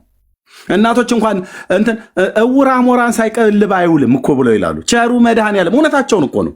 የግድ ገላትያ ኤፌሶን ተብሎ መጻፍ የለበትም። እጅን ስትከፍት ይላል መዝሙረ ዳዊት ላይ ከመልካም ነገር ታጠግባቸዋለህ፣ ፊትህን ስትሰውር ይደነግጣሉ፣ ይሞታሉ፣ ወደ መቃብራቸውም ይገባሉ፣ ነፍሳቸውን ታውጣለህ፣ ወደ መቃብርም ይገባሉ ይላል። ፍጥረት ከፊቱ የተነሳ ላጥፋው ብሎ ካለ ማን ከልካ ያለው? ከስላሴ መንግስት ትእዛዝ ከወጣ መላእክት አያስቆሙትም አልኩ። እንዲህ አይነት ጌታ ምሕረትን የተሞላ ነው። እንደርሱ ያለ አልኩ። በዳዴ አይደለም በንፉቅቅ በጭንቅላት ባናተ ተገልብጠህ እንኳን ብትሄድ እንደሱ ያለ ወዳጅ አታገኝም። ደጋግሞ እኮ አወራን እንዴ። በሰይጣን በጆሮ ላይ ያሾከሾከን እግዚአብሔር ጨካኝ ነው ትላለህ እንዴ? አላውቀውም በል ካላ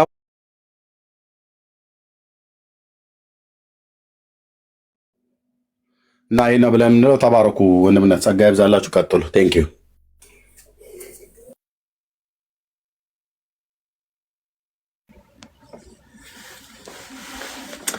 እሺ ወንድምነት፣ ጸጋ ይብዛልህ። ወደዚህ ጌታ ኑ እንላለን። ወደ ኢየሱስ ነው፣ ወደ ኢየሱስ ነው። እሺ ሃኔል ሰላም፣ እንዴት ናችሁ ዳኒ? እግዚአብሔር ይመስገን አለን። ከየት ቤተ እምነት? ኦርቶዶክስ ነኝ። እሺ ምን እንርዳ? ግን ዳኒ ይቅርታ፣ ከዛ በፊት ትንሽ የምለው ነገር አለ። እሺ ምን እንርዳ? ከሀገር ቤት ነው ከኢትዮጵያ ነው እና የምገባው ምን እንዳረግኩ አላውቅም። የሆነ ቀን ገስት ልኬ ኤርሚ ቤት እየገባሁኝ አክሴፕት ብዬው ወዲያው ነው ብሎክ የተደረጉት። ቢኒያም ይመስለኛል፣ ምን እንዳረግኩ አላውቅም። ማለት ትንሽ ኢሞሽናል ሆኛለሁ። ኤርሚ በጣም ይመቸኛል፣ ብዙ ነገር እማራለሁ፣ አውቃለሁ ምናምን ብዬ የማስብበት ሰው ነው እና ለምን እንደዚህ አይነት እንትን ውስጥ እንደተገባ የፈጠነ አላውቅም። ወዲያው ነው ያጨለመብኝ እና የሚችል ከሆነ ኤርሚ ብፈታኝ ደስ ይለኛል። በጣም መማር ስለምፈልግ እኔ ነኝ ያደረኩት። እሺ ያው ለቅ ፈትቻለሁ። እኔ ነኝ ያደረኩት። አንተ አይደለም። እሺ ቆይ እኔው አንተ ነህ? አዎ እኔ ነኝ። ቢኒ ነው። ኦኬ ሪዝን ያደረኩት ቆይ ሃኒ ይኸውልህ፣ አሁን ብዙ ጊዜ ለአማኞች ምን ብለናል? አማኞች አትላቁ፣ አሁን የምንፈልገው ኦርቶዶክሳውያንን ነው ወይ ምናምን እያለን እንጠይቃለን። እና የዛን ጊዜ አስታውሳለሁ ይሄንን አካውንት ብሎክ ያደረኩት አስገብተን ሁለቴ ምናምን ድምፅ አይሰማም፣ የምትለውም ነገር የለም፣ ማይክንም ኦን አድርጋ አታወራንም። ሲቀጥል ደግሞ አማኝ የሆናችሁ አትላኩ እየተባለ በፍጹም በቃ ማንም እንግዲህ አማኝ ከሆንክ አም ሶሪ አትላኩ እየተባለ ነው የላከው። ሲቀጥል ደግሞ ቆይ ኦርቶዶክስ ነህ? በጣም በስተት ይሆናል። ስለዚህ ችግር የለም። አይ ላጋርጎ ነው እንዳልኩ በተደጋጋሚ ገብተህ ቃል አወራህንም ችግር የለውም። እዛ እናወራለን። ኤርሚያው ሲከፍት ናና እዛ እናወራለን።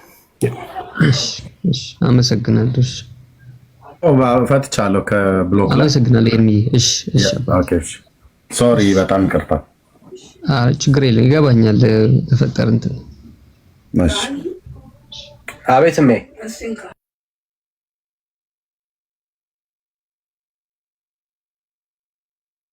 በር አድርጉ ቤቱ። እሺ ምን መጥቷል? ኦርቶዶክሳዊ ነው ምን ከታች ያለው ወንድም ምዕመን እንኳን ደህና መጣ። እሺ እንኳን ደህና ቆያችሁኝ። ሰላም ናችሁ ወይ? እግዚአብሔር ይመስገን። ኦርቶዶክሳዊ ወንድም ነህ አይደል? አዎ። ያው እስኪ ስለ ገድላቱ እናወራ ብዬ ነውና መጀመሪያ እንዲሆንልኝ የፈለኩት ምን መሰለ፣ ትክክል አይደለም ብላችሁ ገድላቱ ጋር እናንተ እያላችሁ ያላችሁ ጸሐፊውን ነው ወይስ ገድሉን የተጋደለውን ሰውዬ ነው? እሱን ጥያቄን ወደ በኋላ ላይ እኔ ራሴ አስተናግዳለሁ። ግን አሁን መጀመሪያ እኛ የምንፈልገው የተወገዘው ወይንም ሙሉ ለሙሉ መቀበልን ያጣው ቤተክርስቲያኒቱ ያወገዘችው ገድል የትኛው ገድል ነው? ገድለ ዮሐንስ የሚል ገድል ተወግዟል።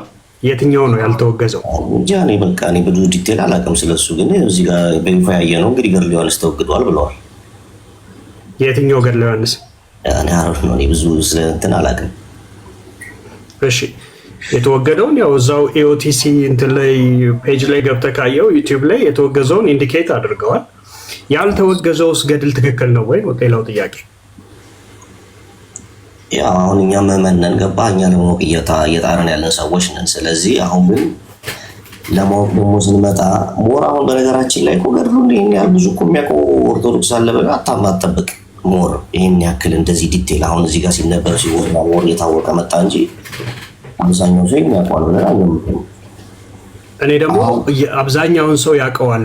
ምዕመናን ለመሰለ የምታውቀው ምናልባት በገጽ በምዕራፍ በመጽሐፉ ስም እንደዚህ የሚባል ገድል ብለው አያስተምሩም ይሆናል እንጂ ገድል ውስጥ የተጻፈውን እያንዳንዷን ነገር አውደ ምሕረት ላይ እያስተማሯችሁ አዎ አሜን ብላችሁ ወደ ቤት ትሄዳላችሁ። የእኛ ችግሩ ይሄ እኮ ዲቴል አሁን እንደዚህ ነው ተብሎ አታጎኘውም አታነበውም። ይሄን ያህል ትኩረት ሰጥተህ መተናትለው እኛ እኮ ገብቷል አይደል? እኛ እኮ ተቃውሟችን ገድሉ ለምን ተጻፈ ማን ጻፈው ምናምን አይደል። ገድሉ ውስጥ የተጻፈው ነገር ሲጀምር ከእግዚአብሔር ቃል ጋር የተቃረነ ነው። ስለዚህ እሱ አንተ ኦርቶዶክሳዊ ምዕመን አንድ እንደ ኦርቶዶክሳዊ ምዕመን ለአንተ ከአውደ ምሕረት ላይ እሱ ገድል ሲሰበክልህ ገድሉ ላይ ያለው ሲሰበክልህ አሜን ካልክ ህይወትህን ይዞ ገደል እየገባ ነው ማለት ነው ይሄ ገድል። ስለዚህ በአንድም በተዘዋዋሪም ገድሉን አናቀውም ብትለኝም በስም በመጽሐፍ በገጽ ቁጥር ምናምን ላታውቀው ትችላለህ። በምዕራፍ ምናምን አድርገህ ላታውቀው ትችላለህ። ግን ገድል ውስጥ ያለው ሀሳብ እየተሰበከልህ አለ።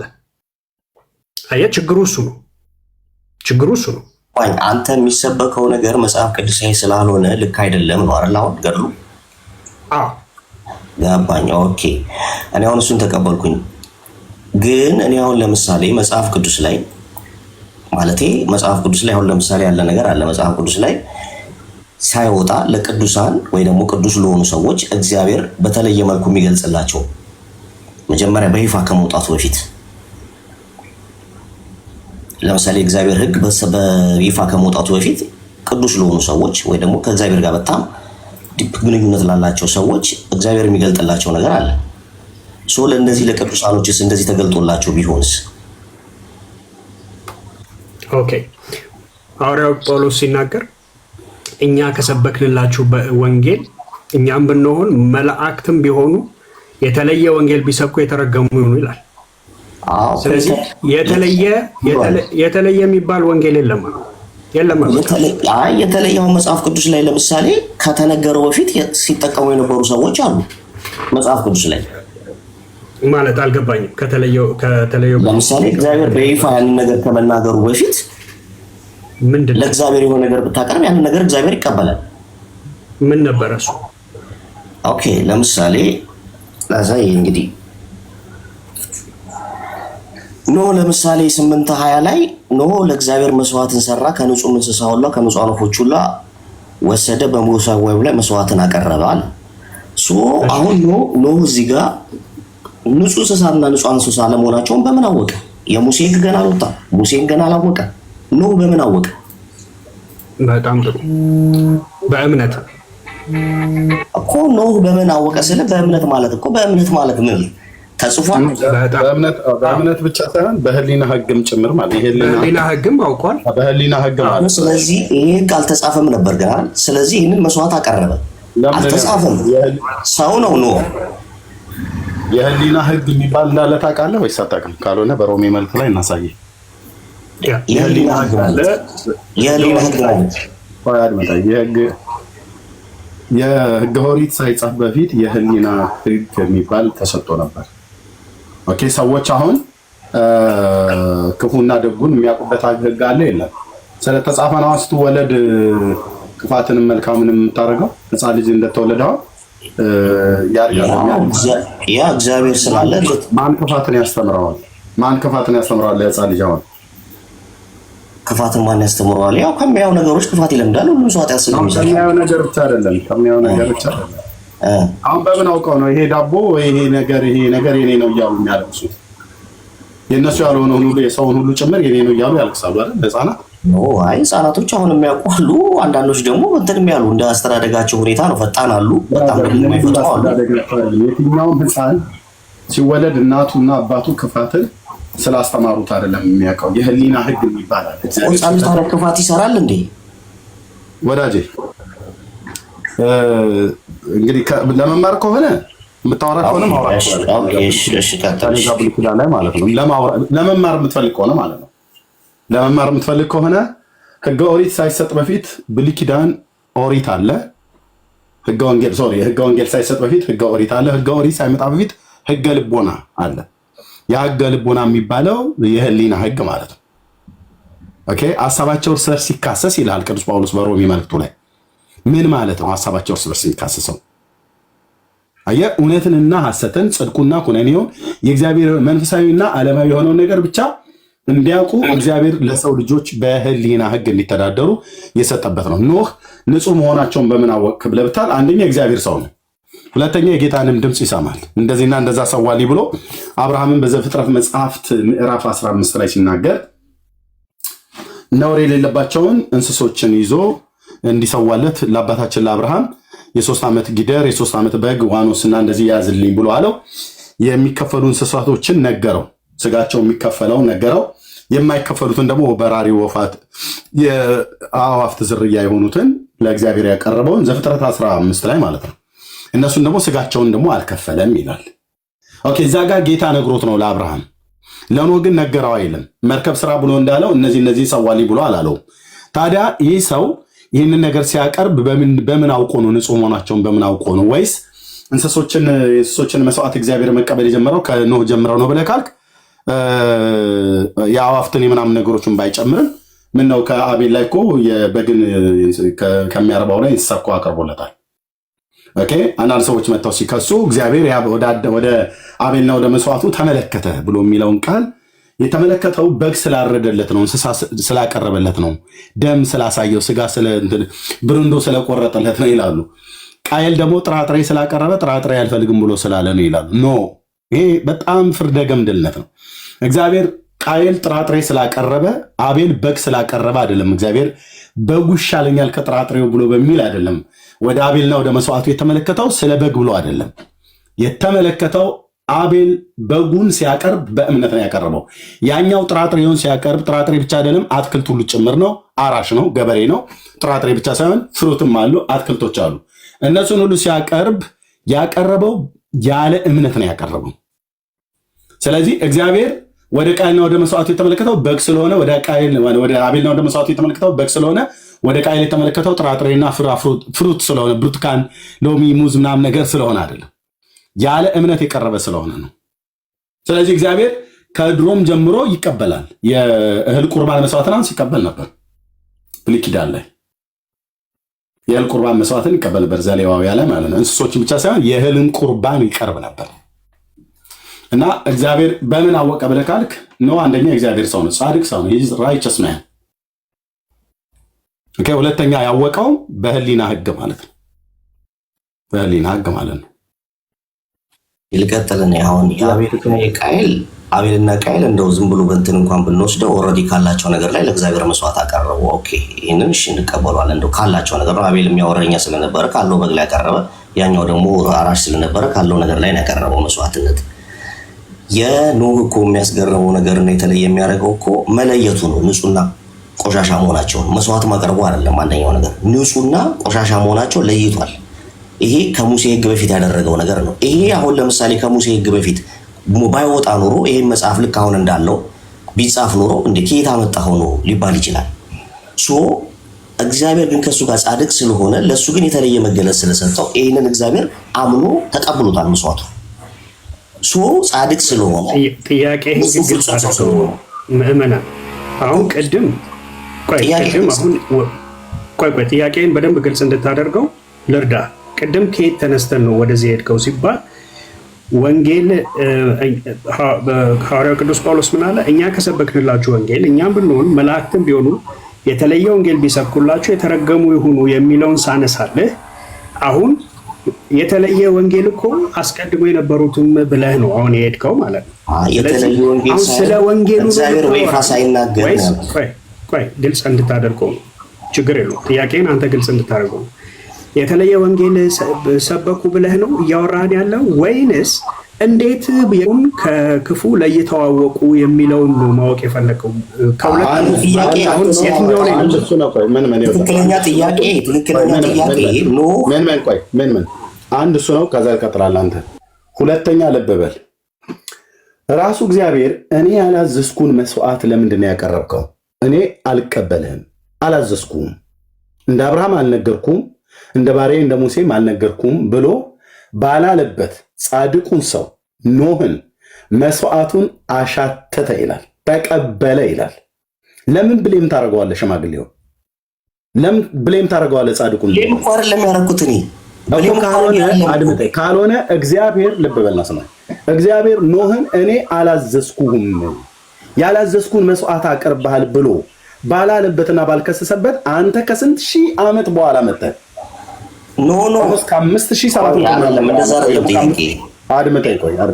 ከ5500 ከ5000 ምናምን ነገር ዓመት በኋላ መጥተህ ያለው ሰውዬ በህገ ልቦናም ጻድቅ የነበረው የተመሰከረለት ጽድቁ፣ በህገ ኦሪትም ጽድቁ የተመሰከረለትን፣ በአዲስ ኪዳንም ጽድቁ የተመሰከረለትን ጻድቁ ኖህን ለመኮነን እራሱ አምላኩ አልቀበልህም እኮ አላለው። ማን አዘዘህና ነው አንተ ለእኔ እንደዚህ አይነት የምታቀርብልኝ? በምን አወቅህ ንጹህ መሆኑን አለመሆኑን? እኔ ያላልኩህን አንተ ማነህ ለእኔ እንደዚህ ልታቀርብልኝ?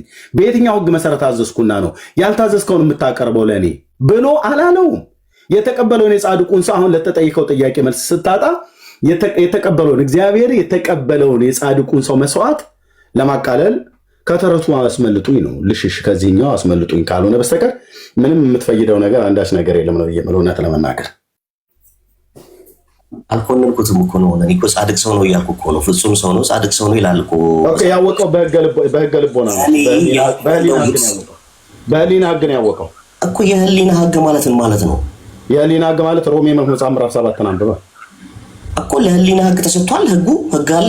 የህሊና ህግ ማለት ልብ በለስ ስማኝ፣ ሰዎች ክፉና ደጉን የሚለዩበትና የሚያውቁት ድንጋይ ጽላት ላይ ተጽፎላቸው ነው እንዴ? አይ እኮ ምን ናቸው የህሊና ህጎች የሚባሉት? አድመጠኝ። ድንጋይ ጽላት ላይ ተጽፎላቸው ነው ክፉና ደጉን የሚያውቁት ሰዎች።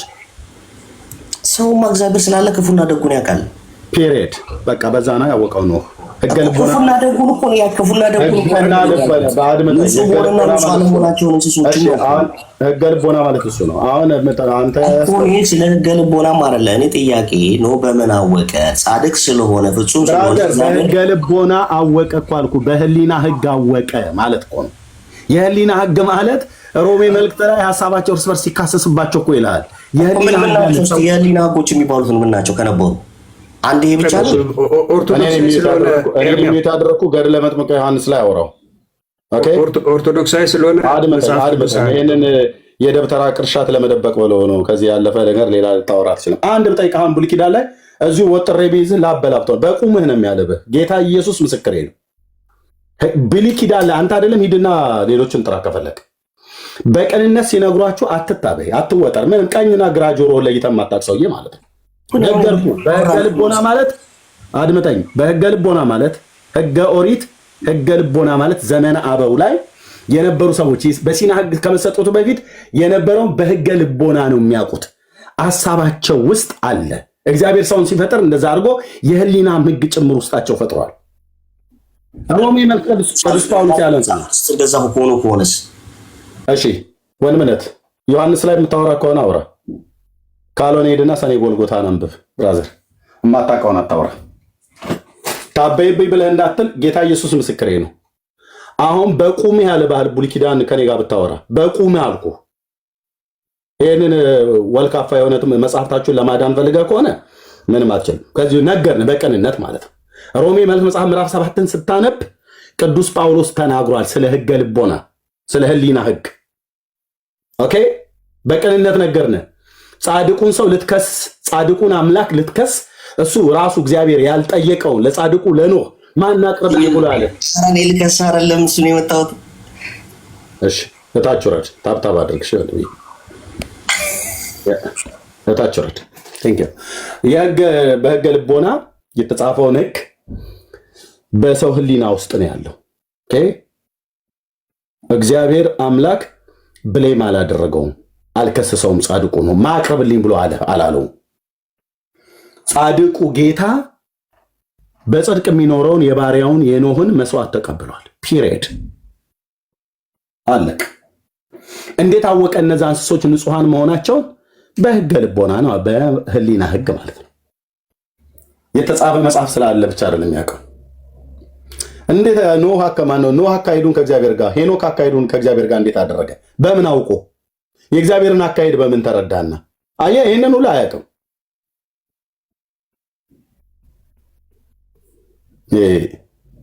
ሳሊ ለነ ቅድስ በል እንጂ ጠዋት ፀሐይ ላይ ቆመህ ምኑን ታውቀዋለህ? ብሉይ ኪዳን ቴንክ ዩ ወንድም ነህ። ቀጥሉ። ሶሪ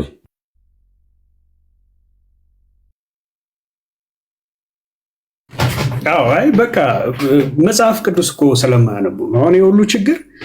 መጽሐፍ ቅዱስ ስለማያነቡ ገድላትን ለማትረፍ ሲሉ የማይገቡበት ነገር የለም።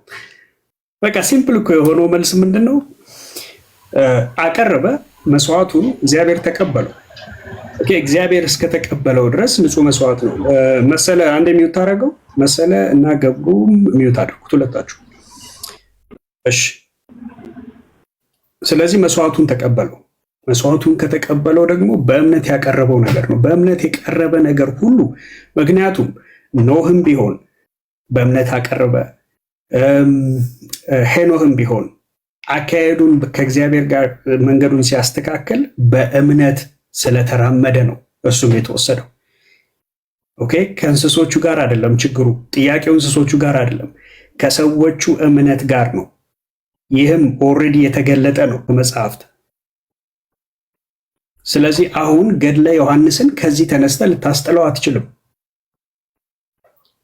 አስቀድሞ የነበሩ አባቶቻችን የተመሰከረላቸው በዚህ ነውና። በየትኛው? በእምነት።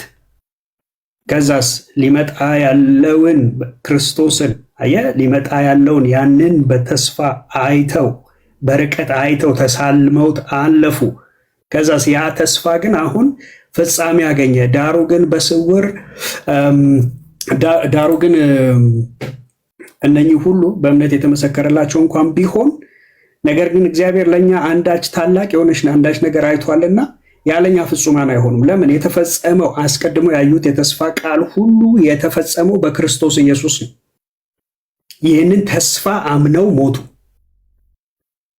እኛ ደግሞ ያ የተሰጠው ተስፋ በእኛ ጊዜ ምን ሆነ? ተገለጠ፣ አየነው። አስቀድሞ ተስፋ ነበረ። ከዛ ሐዋርያቶቹ ደግሞ ሲናገሩ ምን አሉ? ያየነውን የሰማነውን እጆቻችንም የዳሰሱትን ሕይወት ተገለጠ ብለው ነግረው ማለት ነው። የተሰጠው ተስፋ ምን አለ? ተገለጠ፣ ታየ፣ ተነካ፣ ተዳሰሰ። ከዛስ በተስፋ ያመኑትም ዳኑ። በእርሱ በአካሉ በተገለጠው ያመንነው እኛም ከሐዋርያቱ ጋር ዳንን። ይሄንን ግን ተስፋ አንተ ገድለ ዮሐንስን ይዘመተ ይሄ አስቀድሞ የተነገረው የእግዚአብሔር ተስፋ እርሱም የማዳኑ ስራ በክርስቶስ ኢየሱስ የነበረው ያ እርሱ አሁን ለኛ የተገለጠውን አንተ ገድለ ዮሐንስን መተ አምጥተ እውነት ፈጽሞ ልታደርገው አትችልም ነው። በቃ የለም አንተ ጋር ያ ሞክሩት። ጌታ ምስክሬ ነው። ይህንን በቀደም ለኦርቶዶክሳውያን ጸዲ ገብታ ሳስረዳት ነበር። እንዴት አስቀድሞ የነበሩ አባቶች ዳኑ? ያው በአስቀድሞ በተሰጠው ተስፋ። ስለዚህ ሌላ የተሰጠ ተስፋ ቃልም ሲጀምር የለም የምንለው ለዚህ ነው። መጽሐፍት ሁሉ ስለ እኔ ይናገራሉ ብሎ ኢየሱስ ሲናገር የተናገረው ለዚህ ነው። መዝሙራት ስለሱ ይናገራሉ። ሚኒሻ እንግዳ ገብቷልና እንግዳ ተቀበልና። ኦኬ መሰለ እንኳን ደህና አወራል።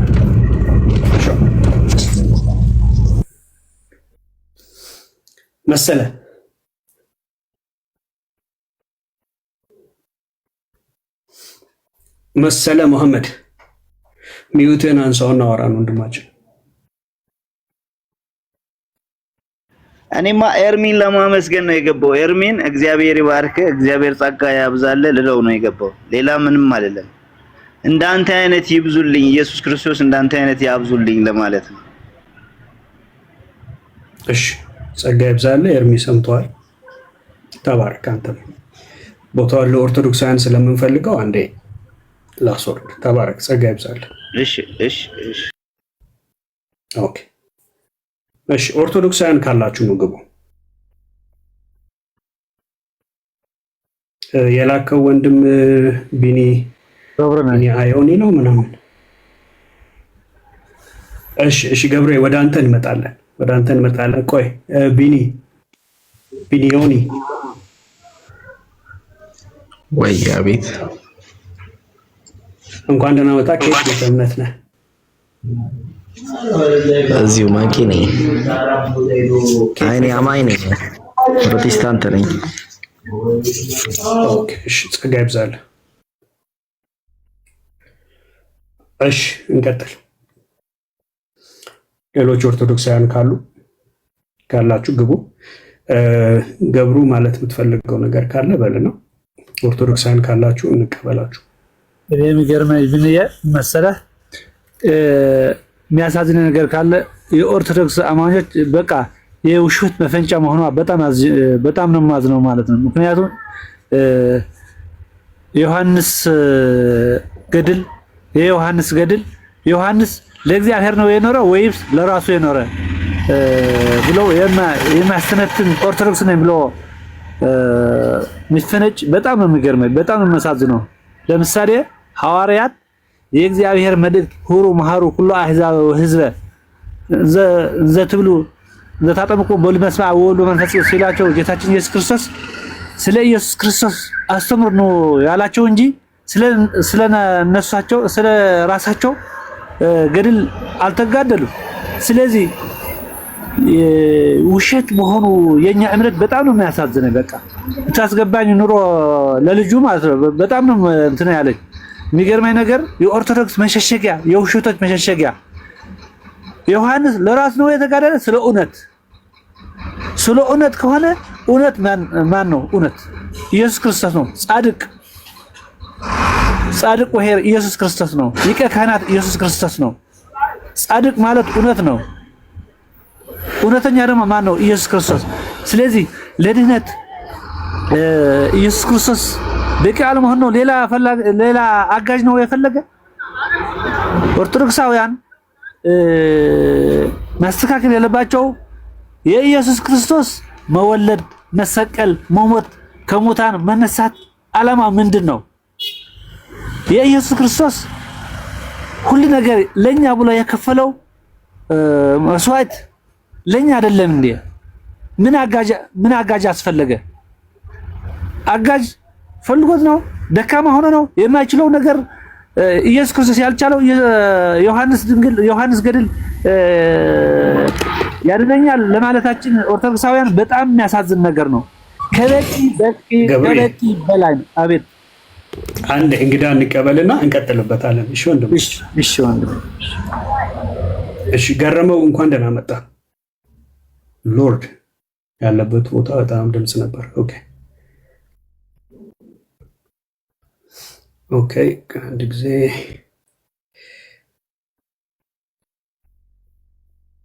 ኦኬ ቀጥል ገብሩ በቃ ቀጥል ይቀር ኦርቶዶክሳውያን ማሰብ ያለብን ነገር ማለት ነው የተኛው ነው እውነቱ ማለት ነው እውነት ማን ነው ዓላማው የኢየሱስ ክርስቶስ መወለድ መሰቀል ከሙታን መሰቀል ነው እንጂ ማስፈክ ያለብን መስቀሉ ሳይሆን መሰቀሉ መድህኑ ማን ነው አዳኙ ማን ነው ስለዚህ አዳኙ ማን ነው ማለት ነው እንጂ ሰው ማቁጠር ገድላቱ ምናምኑ አዳኙ ማን ነው በቃ መንገዱ ሁለት ነው መንገዱ የሁለት መንገድ ንጽጽሮች ምንድነው የኢየሱስ ክርስቶስ መንገድ የተኛው ነው የሌላ መንገድ ደግሞ የተኛው ነው መሆን ያለበት እንጂ ገድል የስፖንሰርሺፖች ቤተክርስቲያናችን መሆኗ ቤተክርስቲያን አለች የሚባል በኦርቶዶክሳውያን በእኛ ማለት ነው ትክክል አይደለም ቤተክርስቲያን ክርስቶስ የሰራው ነው ቤተክርስቲያን ባለው ሰው ነው እንጂ የከበረ ፍጥረት ነው እንጂ ሁሉም አዘጋጅቶ አምላካችን እግዚአብሔር በምድሩም በሰማይም ሁሉ አዘጋጅ ነው ለኛ የፈጠረን ደግሞ በደልን በእናታችን ሔዋንና በአባታችን አዳም ለኛ ለመዳን ደግሞ በአዲስ መልክ መጥቶ አዳነን መላእክት አልነበሩም ሚካኤል አልነበረም ገብርኤል አልነበረም ከሰው በፊት ነው የፈጠራቸው ስለዚህ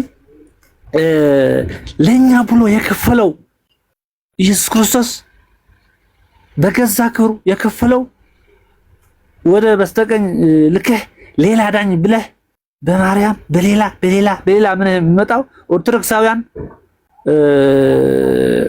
ምን አስተውልበት ገባ በቃ ለመሳደብ እንገባ የተኛው ነው እውነቱ ፈላጊዎች ኮን እኛ ኦርቶዶክሳውያን በምን ሰሙኛል በለ እገምታለሁ ለእናንተ ሳይሆን ኦርቶዶክሳውያን ለኛ ኦርቶዶክሳውያን መፈንጫ የውሸተኞች መፈንጫ የጥምጣሞች መፈንጫ የአፎኞች የሊቀሊቃውን አራት አይና አምስት አይና ስድስት አይና የሚባሉ ነገሮች ሞት አይና ቢሆንም ወደ መንግስተ ሰማያት የማይገባ ከሆነ ምን ዋጋ አለው ሰው ሁሉም ዓለም አግኝቶ ነፍሱም ከጠፋ ምን ትርፋለው ይላል የእግዚአብሔር ቃልም ማለት ነው ስለዚህ ኦርቶዶክሳውያን እባካችሁ መንገዱ የተኛው ነው እውነተኛ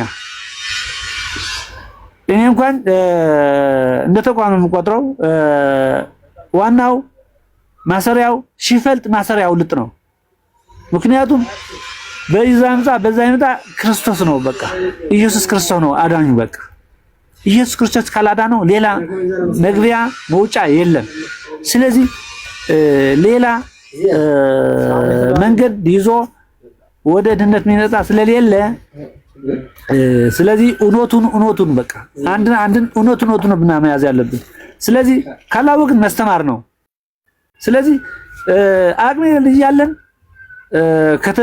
ከአዋቂዎች ጋር ገብተን መለፋለፍ ጥሩ አይደለም የተኛው ነው እውነቱ ብዬ ለኦርቶዶክሳውያን ለእናንተ ደግሞ ወንድሞቼ በጣም አክብራችኋለሁ በእግዚአብሔር ፍቅር ማለት ነው አግዙኝ እባካችሁ አግዙኝ እየጠፋ ስላለ ሰው እግዚአብሔር የፈጠረው ሰው እየጠፋ ስላለ በእግዚአብሔር የተሰጣችሁ ኃይል በእግዚአብሔር የተሰጣችሁ ትምህርት በእግዚአብሔር የተሰጣችሁ በጣም አደንቃችኋለሁ ሰው እንኳን ኃይሉም ግን እግዚአብሔር ኃይል ስላለው በእናንተ ጋር አድሮ ለኛ ለናያችን ናቸው የምትከፍቱት መስዋዕት በጣም አመሰግናለሁ እግዚአብሔር ይስጥልኝ ወንድሜ አሜን ተባረኩ አቶ ገብሩ ጸጋ ይብዛሎት ሄኒኬት ቤተ እምነት ነህ ኦርቶዶክስ ነኝ ዲያቆን ነኝ ለዛ ግን ነጋዴ ነኝ በንግድ ነው ተሳፈረው ኦርቶዶክስ ነኝ ኦርቶፔንት እሺ እኔ እውነት ስናገር ማለት ነው ዳንዬ ቢያሜ ሲናገር እኔ ጴንጤ ነው ምናምን እቀበሏት ችግር የለም እውነት የተናገረ ሰው ጴንጤ ከተባለ እቀበሏት ችግር የለውም ነው የምላቸው እኔ በተቋም አላምንም በኢየሱስ ክርስቶስ ነው የማምነው ኦርቶዶክስም ቢሆን ጴንጤ ሆኖ እውነት የማይኖር ከሆነ ኦርቶዶክስ ነው እውነትን የማይኖር ከሆነ በኢየሱስ ክርስቶስ ካልኖረ በዛ ይምጣ በቃ ትርጉም የለውም ብዬ ነው የማምነው እኔ ማለት ነው ምክንያቱም የኔ መጠሪያ ቢጠራ ምን እኔ በእውነት መኖር ነው። ምክንያቱም ደግሞ እዛ ውስጥ ሁኜ ማለት ነው እታገላለሁ፣ እስከምሞት ድረስ እታገላለሁ፣ ስለ እውነት እታገላለሁ። ከእናንተ ጋር ሁኜ ከፈጣሪ ጋር ሁኜ እታገላለሁ። እውነት የውሸት ትምህርቶች የውሸት ገድላቱም እስከሚጠፉ እታገላለሁ። ምን አባባል አለ መሰለህ ወንድሜ፣ ተናግሬ ነበር እኔስ አስቀድሜ ባሌን ተሻሚን ወንድሜ፣ አሁን ምን ልናገር በሐዘን ላይ ቁሜ። በጣም አዝናለሁ። ሰው ሲጠፋ አዝናለሁ ወንድሜ፣ አዝናለሁ። በእግዚአብሔር የተፈጠረ ሰው ሲጠፋ አዝናለሁ ማለት ነው። ስለዚህ እኔ ኦርቶዶክስ ነኝ፣ ዲያቆን ነው አገልጋይ ነበርኩ። አሁን በንግድ ነው የምተዳደረው። ግን የነሱ ሁሉ አካሄድ አይመቸኝም። ግን ስለ እውነት እኖራለሁ ከቤተሰቦቼ ጋር ስለ እውነት ስለሚኖር ስለ ተቋሙ ስለ ኦርቶዶክስ ስለ ቤተክርስቲያን እንትን አይደለም፣ ስለ እውነት ስለ ኢየሱስ ክርስቶስ ግን እኔ መኖር እፈልጋለሁ ወንድሜ።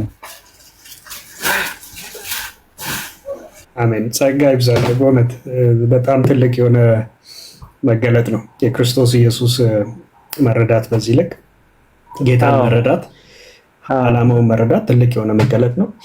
እሺ ወደ ሌሎች ወንድሞችም እንሂድና እነሱን ሰላም ብለናችሁ ደግሞ ኦርቶዶክሳውያን ካላችሁ እንጋብዛችኋለን።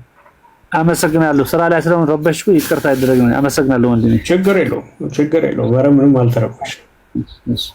ጌታ ይባርኩት። እሺ ቤኪዬ ሰላም በለንና ካለ ኦርቶዶክሳውያን ካላችሁ ላኩልን።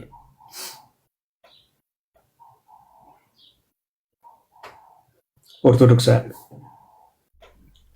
ገድለ ዮሐንስን እስቲ ኑና እውነት አድርጉት ፕሊዝ። በድንግሊቱ እንለምናለን። አንድ ኦርቶዶክሳዊ ልኬልህ ነበረ።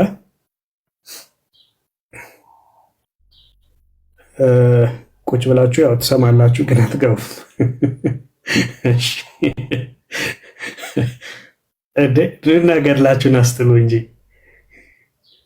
ማነሽ ነይ እስቲ ረሳሽን ሰብስቢ እንደተባለች ማለት ነው።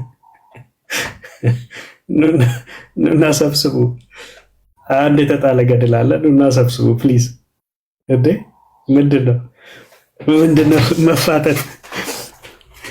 ከስር ቁጭ ብሎ መፋጠጥ ምንድነው? ኑና ሰብስቡ ሬሳችሁን።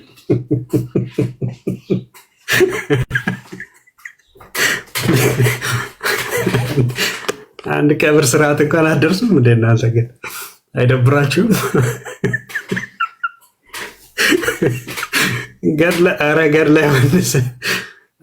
ዮሐንስ ገድል ገብቷል። ኑና አስትሉልን እንዴ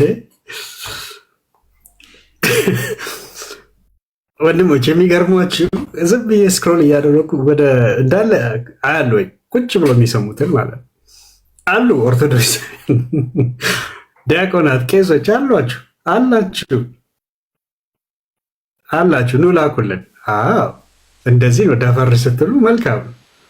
ጽጌና እንኳን ደህና መጣ። ሰላም ነህ? እንዴት ነህ? እግዚአብሔር ይመስገን። ከየት ቤተ እምነት? ኦርቶዶክስ ነኝ። እግዚአብሔር ይመስገን። እንኳን ደህና መጣ። ለአንተ ነበር አንደኛውም ገስት የላኩት ገድለ ዮሐንስን እንግዲህ እንድታስጥለው ነበረ። የትኛው ስንት ገድለ ዮሐንስ አለ በቤተክርስቲያኒት ውስጥ? ቆይማ አይ ዝም ብሎ ለአንድ ሰው ስለገባ ሪኩዌስት ይላካል እንዴ? እንደዛ ነው። እኛ እናስገድድም። እኛ በጨረታው አትገደዱ። አይ አስገድደኝ ምናምን ሳይሆን ሰው ቤት እንዳለ ምናምን አታውቅም አይደል? ኦኬ ባይ ዘ ዌይ ኦኬ ሶ እናንተን የምትጠሩት በገድላት ላይ ያለ ሰዎችን ያስገባዋቸውን ቤተክርስቲያኒቱ እንድታርመው አይደለም ዓላማህ የነበረ ወይም ዓላማቸው የነበረ? ኦኬ ታዲያ ኦኬ ሶ ናው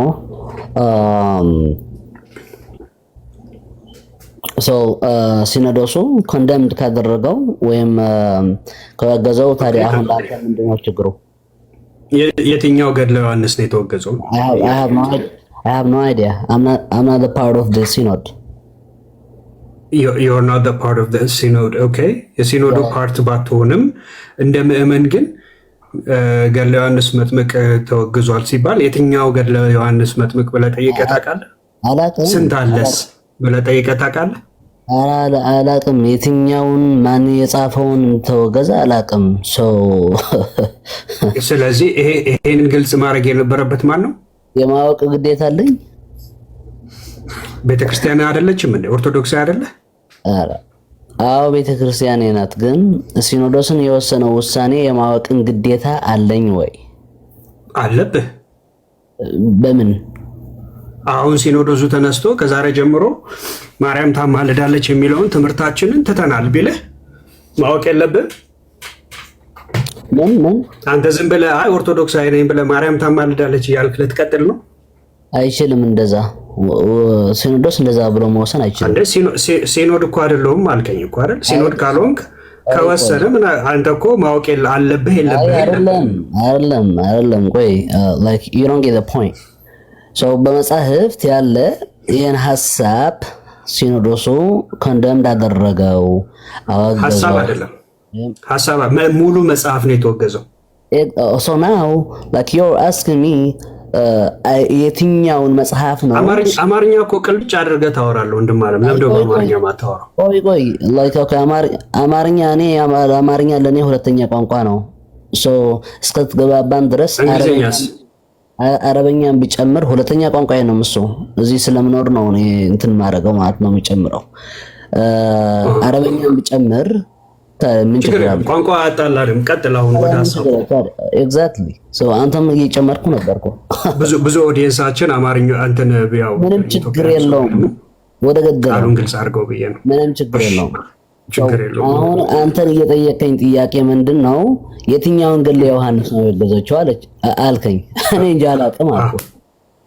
ኦኬ ብዙ ቆይ ገድለ ዮሐንስ ብዙ ህትመቶች ሊኖሩ ይችላሉ። በብዙ ሰዎችን የታተሙ ሊኖሩ ይችላሉ። ልክ እንደ ባይብል ቨርዥን ማለት ነው። ገብቶሃል? ባይብል ቨርዥን ላይክ አዲስ መደበኛ የሚባል አለ አይደል? መጽሐፍ ቅዱስ አይደለም እሱ? ኦኬ ከሱ ጋር ምን አገናኘው? አሁን እኮ ባይብል ጋር አትደበቁ። አሁን ስለ ገድሉ እያወራ ባይብል አታውራኝ። ባይብሉን እናወራዋለን ካስፈለገ። አንተ ራስህ ባይብል ጋር አሚን ገድላት አይደለም እንዴ የተደበቀ ያለው? ስለዚህ የገድላት አንጻራዊ ባይብል ነው ማለት እኩል አድርገን የምናስተያየው ከመጽሐፍ ቅዱስ ጋር ነው ማለት ነው። ያላልኩት አትበል። እኔ ለማለት የፈለኩት ምንድነው አሁን የፕሮቴስታንት ህብረቶች መጽሐፍ ቅዱስን አውግዘናል ቢሉ የትኛው መጽሐፍ ቅዱስ ነው አውግዛችሁት ካልኩ ከምን አንጻር ነው እየተናገርኩት ያለ? ምክንያቱም ብዙ አይነት ህትመት ስላለ የመጽሐፍ ቅዱስ ማለት ነው። የተለያየ ህትመት ስላለ ስንት አይነት ህትመት አለ ገድለ ዮሐንስን በተመለከተ? በጣም አላቅም ካልኩህ እኮ ፎር ዛት አላቅም። ስለዚህ የትኛው እንደተወገዘ አታውቅም። የማወቅ ግዴታ ደግሞ የለብኝም። በጣም ጥሩ። ስለዚህ አሁን ገድለ ዮሐንስን አንስተህ ስታነብ እንደዚሁም በቤተክርስቲያኒቱ ዲያቆን ነህ? ኦፍ ኮርስ የስ ዲያቆን ነህ። እንኳን ደህና መጣ። በጣም ጥሩ። አንተ በገድላትና ድርሳናቱ ታምናለህ አይደል?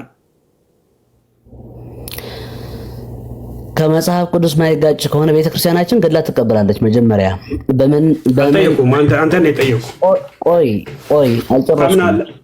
ትቀበለዋለህ ወይ? አዎ ወይ አይደለም ነው? ኦፍ ኮርስ የስ ገድላት እቀበላለሁ። የምቀበለው ደግሞ በቤተክርስቲያን ታሪክ በሲኖዶስ ነው፣ በጉባኤ ነው። ጉባኤ ሰደቂያ የምታውቀው ከሆነ የመጽሐፍ ቅዱስ ዲቫይን ስክሪፕቸርስ የሚባሉ ከዘረዘረ በኋላ እንደገና ደግሞ የሰማዕታቱ መጻሕፍት በቤተክርስቲያን እንዲነበብ ወስነናል ብለዋል። አንብበው ከሆነ ማለት ነው። እሺ የትኛው ገድል ነው አሁን በሲኖዶሱ የተወሰነው? ይሄ ነው ትክክል የተባለው? የምን ስለምታምንባቸው ስለምታስተምርበትም ዲያቆንም ስለሆንክ አሁን የትኛው ገድል ነው በሲኖዶሱ ትክክል የተባለው የትኛው ገድል ነው? በሲኖዶሱ አሁን አንድ ነው ትክክል አይደለም የተባለው እኛ ገድለ መጥምቅ ዮሐንስ የሚባለው ነው። ኦኬ ከሱም ገድለ መጥምቅ ዮሐንስ ከሚባለው የትኛው ገድለ መጥምቅ ዮሐንስ የሚለው ጭራሽ እስካሁን መልስ አልተሰጠበትም። እየጠበቅን ነው አልኩህ እኮ እኛ እስከምናውቀው። ቆይ አድምጠኝ። ኧረ ብራዘር ሄይ እንዳለን እኔ አላውቅም አልኩህ እኮ ዲያቆን። ኧረ ዲያቆን ሰው እኔ ስታወራ ዝም ብዬ ሰማሁ። አሁን ሳወራ ዝም ብለህ ስማኝና የምጠይቅህን በስርዓት መልስልኝ። ኦኬ ገድልና ድርሳናቶቹን ታምንባቸዋለህ። ሲኖዶሱ በእነኚህ ገድላትና ድርሳናት ብቻ ተጠቀሙ ብሎ ያወጣው የገድልና የድርሳናት ሊስት አለ? በሲኖዶስ የታተመ ገድልም እኮ የለም እኮ አለ እንዴ? በሲኖዶስ ታትሞ የሚያውቅም ትቀበላቸዋለህ አይደለ? ቆይ ኧረ ወዳጄ ትቀበላቸዋለህ? እቀበላለሁ ብለሃል እኮ። ኦፍ ኮርስ የስ እቀበላለሁ አልኩ። በቃ ቅድም ምን አልከኝ? እቀበላለሁ ስትል እቀበላለሁ ስትል ጨርሰኝ። እኔ አይደለም አያይዘህ የተናገርከው ተጠያቂ ስትል የሰማሁም እኔ ነኝ ስታወራ ወንድም ማለት ነው። ተጠያቂ እኔ እስከሆንኩ ድረስ እኔ ነው ማብራራት ያለብኝ። አውርተህበታል እኮ በምን መልኩ ነው እኔን የምቀበለው የምለውን እኔ ነው። አይ አንተ እንደ ጠያቂ መጠን አንድ ጥያቄ ጠይቀህ ዝም ብትል፣ እኔ እንደ ተጠያቂ መጠን ደግሞ እኔ ብዙ ብናገር ነው ጥሩ። ምክንያት ተጠያቂው እኔ ነኝ። ጥያቄ ፈጥሮብኝ እኮ ነው የተናገርከው ላይ። ለዛ እኮ አሁን እየጨምሬ እኮ እየጠየቅኩ ነው እንዴ። በሲኖዱ የጸደቀ ከሆነ በኒቅያ ጉባኤ የጸደቀ ከሆነ እቀበለዋለሁ ብለኸኛል አላልከኝም? መጀመሪያ እሱ ላይ ልስማ። በኒቅያ አላልኩህም። መጀመሪያ አድምጠህ ስማ። በምን ጉባኤ ጸደቀ ነው ያልከው? ኦኬ ጉባኤ ሰደቂያ ነው ያልኩ። እሱም ይቅርታ አድርግልኝ። ኦኬ እሱ ጉባኤ ካርቴጅ ለማለት ነው። ኦኬ ካርቴጅ ለማለት እሺ፣ ካርቴጅ ለማለት ነው። እሺ አስወጥቼ ላሳይህ እችላለሁ። እሱን የመጽሐፍ ቅዱስን ዝርዝር የቡሪያትና የሐዲሳትን መጽሐፍትን ከዘረዘረ በኋላ አዲሽናሊ ብሎ እንደገናም በተጨማሪም የሰማዕታትን ምስክር የሆነ በቤተ ክርስቲያን ውስጥ እንዲነበብ እንወስናለን ብለዋል።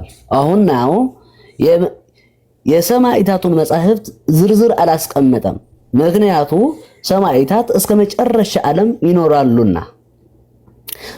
የሰማዕታቱ ምስክር ምን ማለት ነው? አሁን እኮ ለምንድን ነው የምታረዝመው ዲያቆን? እንዴ እዚህ ጋር እኮ አሁን የኦርቶዶክስ አውደ ምሕረት ላይ እኮ የምትሰብክ አደረከው። ቆያ ዲያቆን የተጠየቀው በቃ በጣም እኮ ግልጽና አጭር እኮ ጥያቄ ነው። ገብቷል? ድርሳንና ገድላት፣ ድርሳናት፣ ታምራቶችን ትቀበላቸዋለህ? አዎ ምንድን አልከኝ ወንድሜ? ምንድን የወሰነው አልከኝ? የወሰነው ይህና ይህን አላለም ለማለት ነው። ዲያቆን ምን ያደረክ ነው? በግልጽ ከተጠየቀው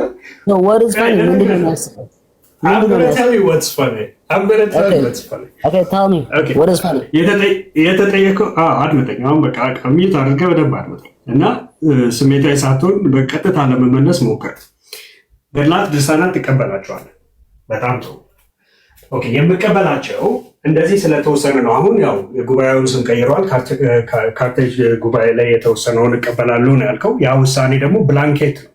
ብላንኬት ኢን ሴንስ ስለ ቅዱሳን ሰማዕታት ሁሉ የሚደረገውን እንቀበላለን የሚለውን እሱን ወሰድክና እቀበለዋለሁ አልክ። ስለዚህ አሁን ኢትዮጵያ ውስጥ አሸን የሆነ ገድል ድርሳን አለ። ትቀበላቸዋለህ? አዎ እቀበላቸዋለሁ። እሺ ገድለ ዮሐንስን ትቀበለዋለህ? ባጭሩ ከመጽሐፍ ቅዱስ የማይጋጭ ከመጽሐፍ ቅዱስ ከአስተምህሯችን የማይጋጭ አስተምህሮ ያለው የቅዱስን ታሪክ ያለው ማንኛውን ገድል እቀበላለሁ። ኦኬ በገድል ሰው ያስገባውን ሐሳብ ከኖረ ግን ሰዎች የራሳቸውን ስርዋጽ ካስገቡ ግን እኔ የመቀበል ግዴታ ያለብኝም። እሱ ባለመቀበሌ ደግሞ ኦርቶዶክስ አይደለህም መባል አይችልም። አንተ እኮ አሁን ወንድሜ ቆይ ገድልና ድርሳናትን ደግሞ ካልተቀበልክ አሁን መምህራኖች አይ ቆይ አንድ ብቻ ልበልና ከዛ እኔ የሚት አደርጋለሁ። እሺ ይቅርታ አድርግልኝ። ችግር የለውም ችግር የለውም። አሁን የእናንተን ችግር እኮ ቤተክርስቲያኒቷ በገድል ያለ በገድል ያለ እናንተን የምትወቅሱትን ወይም እናንተን ክሌም የምታደርጉትን ይህን ስህተት ነው የምትሉትን ቤተክርስቲያኒቱ ብታስወግደውም እንኳን እናንተ እኮ ወደ ቤተክርስቲያን አትመለሱም። ምክንያቱም በገድል አላችሁ መወጣችሁት። ገድላት ምንድነው? ሃዮግራፊ ኢዝ አን ኤክስኪውዝ ራይት ናው ማለት ነው። ጎ አሄድ።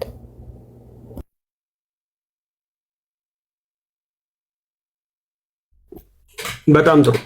አሁን አንተ እንደ መጽሐፍ ቅዱስ እየመረመርኩ ነው የምቀበላቸው ብለሃል። በጣም ጥሩ።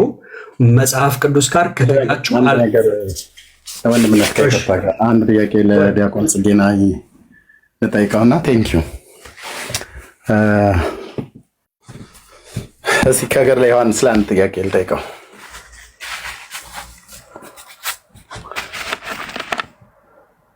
ዮሐንስ እናቱ ኤልሳቤጥ ጸንሳው ወደ ቅድስት ድንግል ማርያም በሄደችበት ማን ነው? ማርያም ጸንሳ ወደ ኤልሳቤጥ በሄደችበት ጊዜ ዮሐንስ በማህፀን ውስጥ ሆኖ ዘለለ ወይ ሰገደ? ዲያቆን ጽጌ ነው። ዘይቤ ነው። ሰገደ ተብሎ ሊጠራ ይችላል። ስግደት እንዲያው እንደምታውቀው በእጅህና በግንባርህ ተደፍተህ የሚደረግ ነውና ህፃኑ እዛ ማህፀን ውስጥ ሆኖ እንደዛ አደረገ ማለት አይቻልም። ኢትስ ፋክት ነው፣ ኢትስ ሎጂክ። ግን ምን እንበለው? በዘይዴ ሊባል ይችላል። ምን ችግር የለውም። በዘይዴ ሊባል ይችላል። ስላለው ነው በዘይቤ የሚባለው ሊባል ይችላል። በቅኔ አነጋገር አሁን በቅኔ አነጋገር የተለያየ ንግግር የንግግር ዘይዴ አሉት። ላይክ አንተን ማትቀበል እንዴት እንዲህ ይባላል ምናምን ብለህ ማትቀበለው ነገር ሊኖር ይችላል። እሺ ዘለለ ወይ ሰገደ? መጽሐፍ ቅዱስ ዘለለ ነው የሚለው አይደል? ዘለለ ነው የሚለው።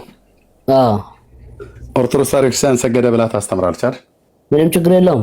ሰገደ ማለት አይ ታስተምራለች አይደል? መጀመሪያ ችግር አለ የለውም አይደለም?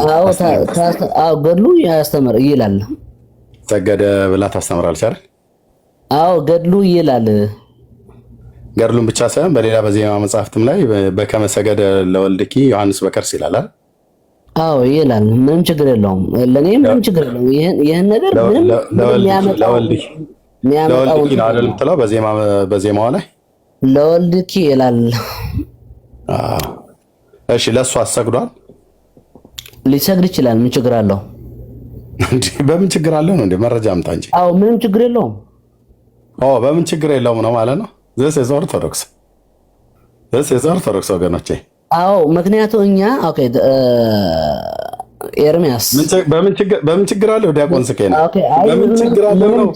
በቃ ምንም ችግር የለውም ያልከው ምንድን ነው? እኛ ስግደት ሁሉ አምልኮ ነው ብለን አናምንም። ኦኬ እኔ አምልኮ ነው አይደለም ድንግል ማርያም ወርሺፕ አደረገ በመጀመሪያ ሰግዷል። በከመ ሰገደ ለወልድኪ ብላችሁ አዎ ታዲያ ዜማችሁ በኋላ ለእሱ አሰገደ ለእናታችን ቅድስት ድንግል ማርያም ክብር ሰጠ ማለት ነው። ምንም ችግር የለውም። ማ ስላለ ነው ምንም ችግር የሌለው? አባቶች ስላሉ ነው። የትኞቹ አባቶች? ከሐዋርያት ጥራልኝ። አባቶች እንግዲህ ከሐዋርያት የምጀምረው ከሐዋርያት እያሉ የለም። ምክንያቱም ሐዋርያት መጽሐፍ ቅዱስን አልተረጎሙም። ከሐዋርያቱ ቀጥሎ ያሉት በሙሉ ሐዋርያቱ ካላሉት ከሐዋርያቱ ቀጥሎ ያሉት በሙሉ በዚህ ጉዳይ ላይ ያሉት ፍሩሽካ ነው። ፍሩሽካ ማለት ገለባ የሆነ ማለት ነው። በቃ ብራዘር በቃ መለስክልኝ። ዲያቆን ጽጌና ያልኩህ ከዚህ በፊት አስታውሳለህ? አታስታውስም? እየተደማመጥን አትናቴዎስ ትምህርት እኔ ነኝ የሚወት ያደረኩ እየተደማመጥን። እሺ ታወራለህ። እየተደማመጥን እኮ አልኩህ። ነግሬሃለሁ ከዚህ በፊት አትናቴዎስ። ኦኬ እኔ ነኝ የሚወት ያደረኩ። እምቢ የምትል ከሆነ ታይተወርዳለህ አሁን ማለት ነው። እንደማመጥ ነው ያልኩህ። ምን ችግር የለውም። እንደዛ አመልህ ነው አንተ እታችሁ ረድ ከነተረት ጭምር ማለት ነው። ከዚህ is ኦርቶዶክስ ከሐዋርያቱ ቀጥሎ የተነሱ የእምነት አባቶች ሐዋርያቱ ሳይናገሩ የተናገረ የቤተክርስቲያን አባት ካለ ያ የተናገረው በሙሉ ፍሩሽካ ነው። ፍሩሽካ ኦኬ፣ እደግመዋለሁ። ፍሩሽካ ነው። ዮሐንስ ያላለውን ፖሊካርፕ ብሎ ከሆነ ፍሩሽካ ነው። አንቀበልም።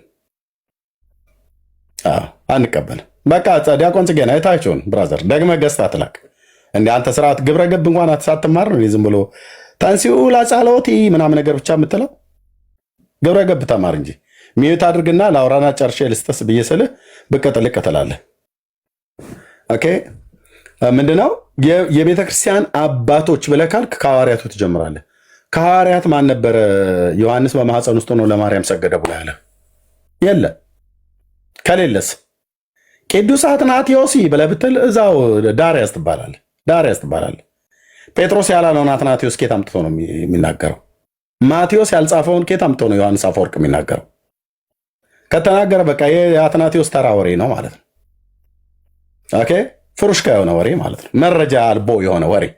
ሉተር ቢሆን ማ ቢባል እኛ የቤተክርስቲያን አባቶችን እንቀበላለን። ስንቀበል ግን በመጽሐፍ ቅዱስ ለክተን ነው። የመጀመሪያ ሐዋርያት ምን አሉ በዚህ ጉዳይ ላይ? ምንም ያሉት የለም። ስለዚህ ዝም ብሎ ተራ አንቶ ፈንቶ የሆነ ወሬ ነው ማለት ነው። ጽጌና አንዴ እድል ልስጠው። ኦኬ ልብ በል ስማ፣ አንዴ ስማኝ። ከዚህ በኋላ ሚዩት አድርግ ብለን ስንል ሚዩት አድርግ። ኦኬ እኛ አታወራም አላልንም። መታችሁ የምትፍጨረጨሩት የምትላላጡት በዚህ ነው። ግብረ ገብ የላችሁም። እሰው ቤት ውስጥ ገብታችሁ አለቃ አለቃ ትጮታል። ልጨርስና እሰጥሃለሁ ነው ያልኩህ ቅድም፣ ልክ እንደተደማመጠ ማለት ነው። ሶሪ በዛው አብረን እንድጠይቅልኝ ስለፈልግ ነው። እና እኔ ፐርሰናሊ ማወቅ እፈልጋለሁ የትኛው የቤተ ክርስቲያን አባት ለማርያም ሰገደ ብሎ እንደተረጎመ ይንገረን። ያውራ እሱን ከፈለገ። ቴንክ ዩ። እና ይሄ ነው የምለው እዚያ ላላችሁ ሰዎች ከሐዋርያነ አበው ብሎ የሚል ካልወጣ ላስወርድ ነው ወንድሜ። እታች ውረድ። ኦኬ የተደበቀው ለሌላ ነው። እሺ ምንድነው ከሐዋርያነ አበው የሚባል አስተምሮት እኛ የምንቀበለው መጀመሪያ ከሐዋርያቱ ሲጀምር። ሐዋርያነ አበው ተብሎ የሚባሉት ሐዋርያቱ ያልተናገሩትን በኋላ የተነሱ የቤተክርስቲያን አባቶች የተናገሩ የተባለው ማን እንደጻፈው እንኳን በቅጡ የማይታወቅ መረጃና ማስረጃ እንኳን እናምጣ ብለው ቢሉ ትክክለኛ ምንጩ እሱ መሆኑ እንኳን የማይታወቅ እንደው ቢሆንም እንኳን አልኩ ፖሊካርፕ የዮሐንስ ደቀ መዝሙር ነው ተብሎ ቢባል አግናጤዎስም ሄሬኔዎስም ተናገሩ ተብሎ ቢባል የሚመዘነው የነ ሄሬኔዎስ ንግግር በነ ጴጥሮስ መልእክት ነው፣ በነ ጳውሎስ መልእክት ነው የሚመዘነው። ኦኬ አለቅ። ስለዚህ ከሐዋርያቱ ትምህርት የማይስማማ የተናገረ የቤተክርስቲያን አባት ጌታ ኢየሱስ ምስክር ነው፣ እኔ አልቀበልም። ትውልድ አትቀበል። የምንቀበለው ከአባቶች ከተባለ እነ ጴጥሮስ ናቸው አባቶቻችን፣ እነ ማቴዎስ እና እነ ጴጥሮስን አባቶች ብለህ ካልጠራ ከመተህ ከአራተኛውና ከሶስተኛው መቶ ክፍለ ዘመን ላይ የነበሩ ሰዎችን ለምን የሁለተኛው መቶ ክፍለ ዘመን ላይ የነበሩ ለምን አይሆኑም? ኒቅያ ላይ የተቀመጡ ለምን አይሆኑም? ዳርያዝ ነው መባል ያለበት። እንደ መጽሐፍ ቅዱስ ካልተናገሩ በቃ አልተናገሩም። የእነሱ ንግግር የኛ የህይወታችን መመሪያ ሊሆን አይችልም በፍጹም። ማንም እናቱ የወለደችው መጥቶ በግድ ልትቀበል ይገባል ብሎ ሊለኝ አይችልም። በግድ የምቀበለው የጴጥሮስን መልእክት ነው። በግድ የምቀበለው የማቴዎስንና የነ ጳውሎስን የተቀበልኩትም የምቀበለው ትውልድም ሊቀበለው የሚገባው አለቅ። በእነዚህ አባቶች በኩል እነዛም አባቶች በእነዚህ ሐዋርያት በኩል እነዛ በሶስተኛው መቶ ክፍለ ዘመን ኒቅያም ላይ ሁለተኛው መቶ ክፍለ ዘመን ከዛም በኋላ የተነሱ ከዛ በፊት የነበሩ የቤተክርስቲያን አባቶች የተባሉት በነ ጴጥሮስና በነ ማቴዎስ የተነገረው የእግዚአብሔር ዘላለማዊ ቃል መሆኑን የዛ ዘመን የነበረው ትውልድ ሁሉ ያምናል። እኔስ አምናለሁ። ከሰሩት መልካም ስራ አንዱ እግዚአብሔር መንፈስ ያለበትን መጽሐፍት ለይተው አስቀምጠዋል። ጌታ እግዚአብሔር ዘመናቸውን ይባርክ። ኦኬ እንጂ ሁሉንም ያወሩትን አርቲ ቡርቲ ሁሉ የመቀበል ግዴታ የለብንም።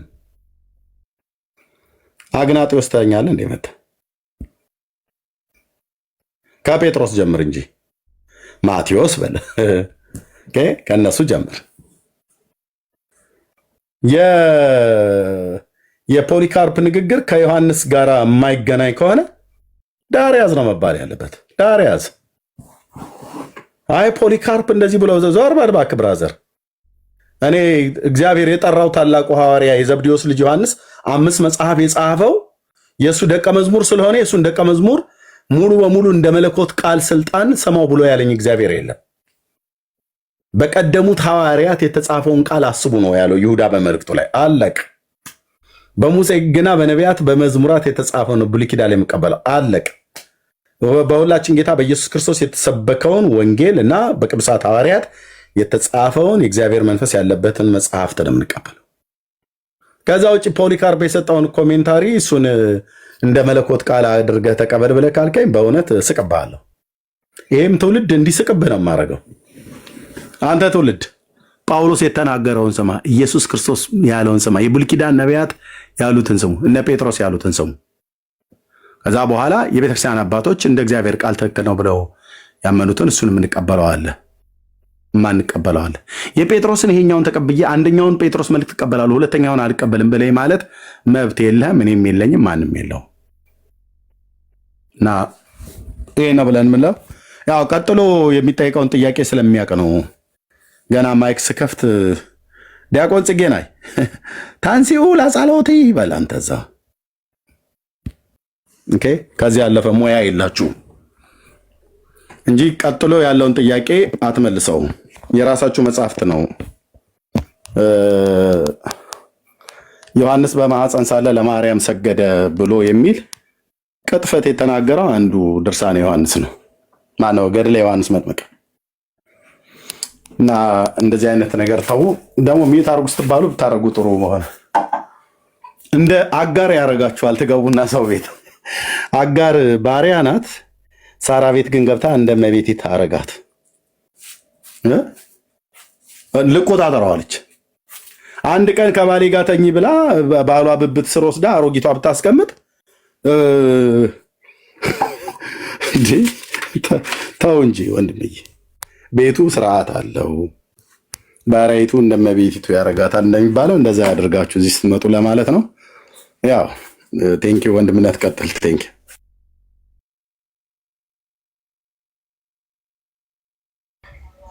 እሺ ጸጋ ይብዛል ወንድምነት።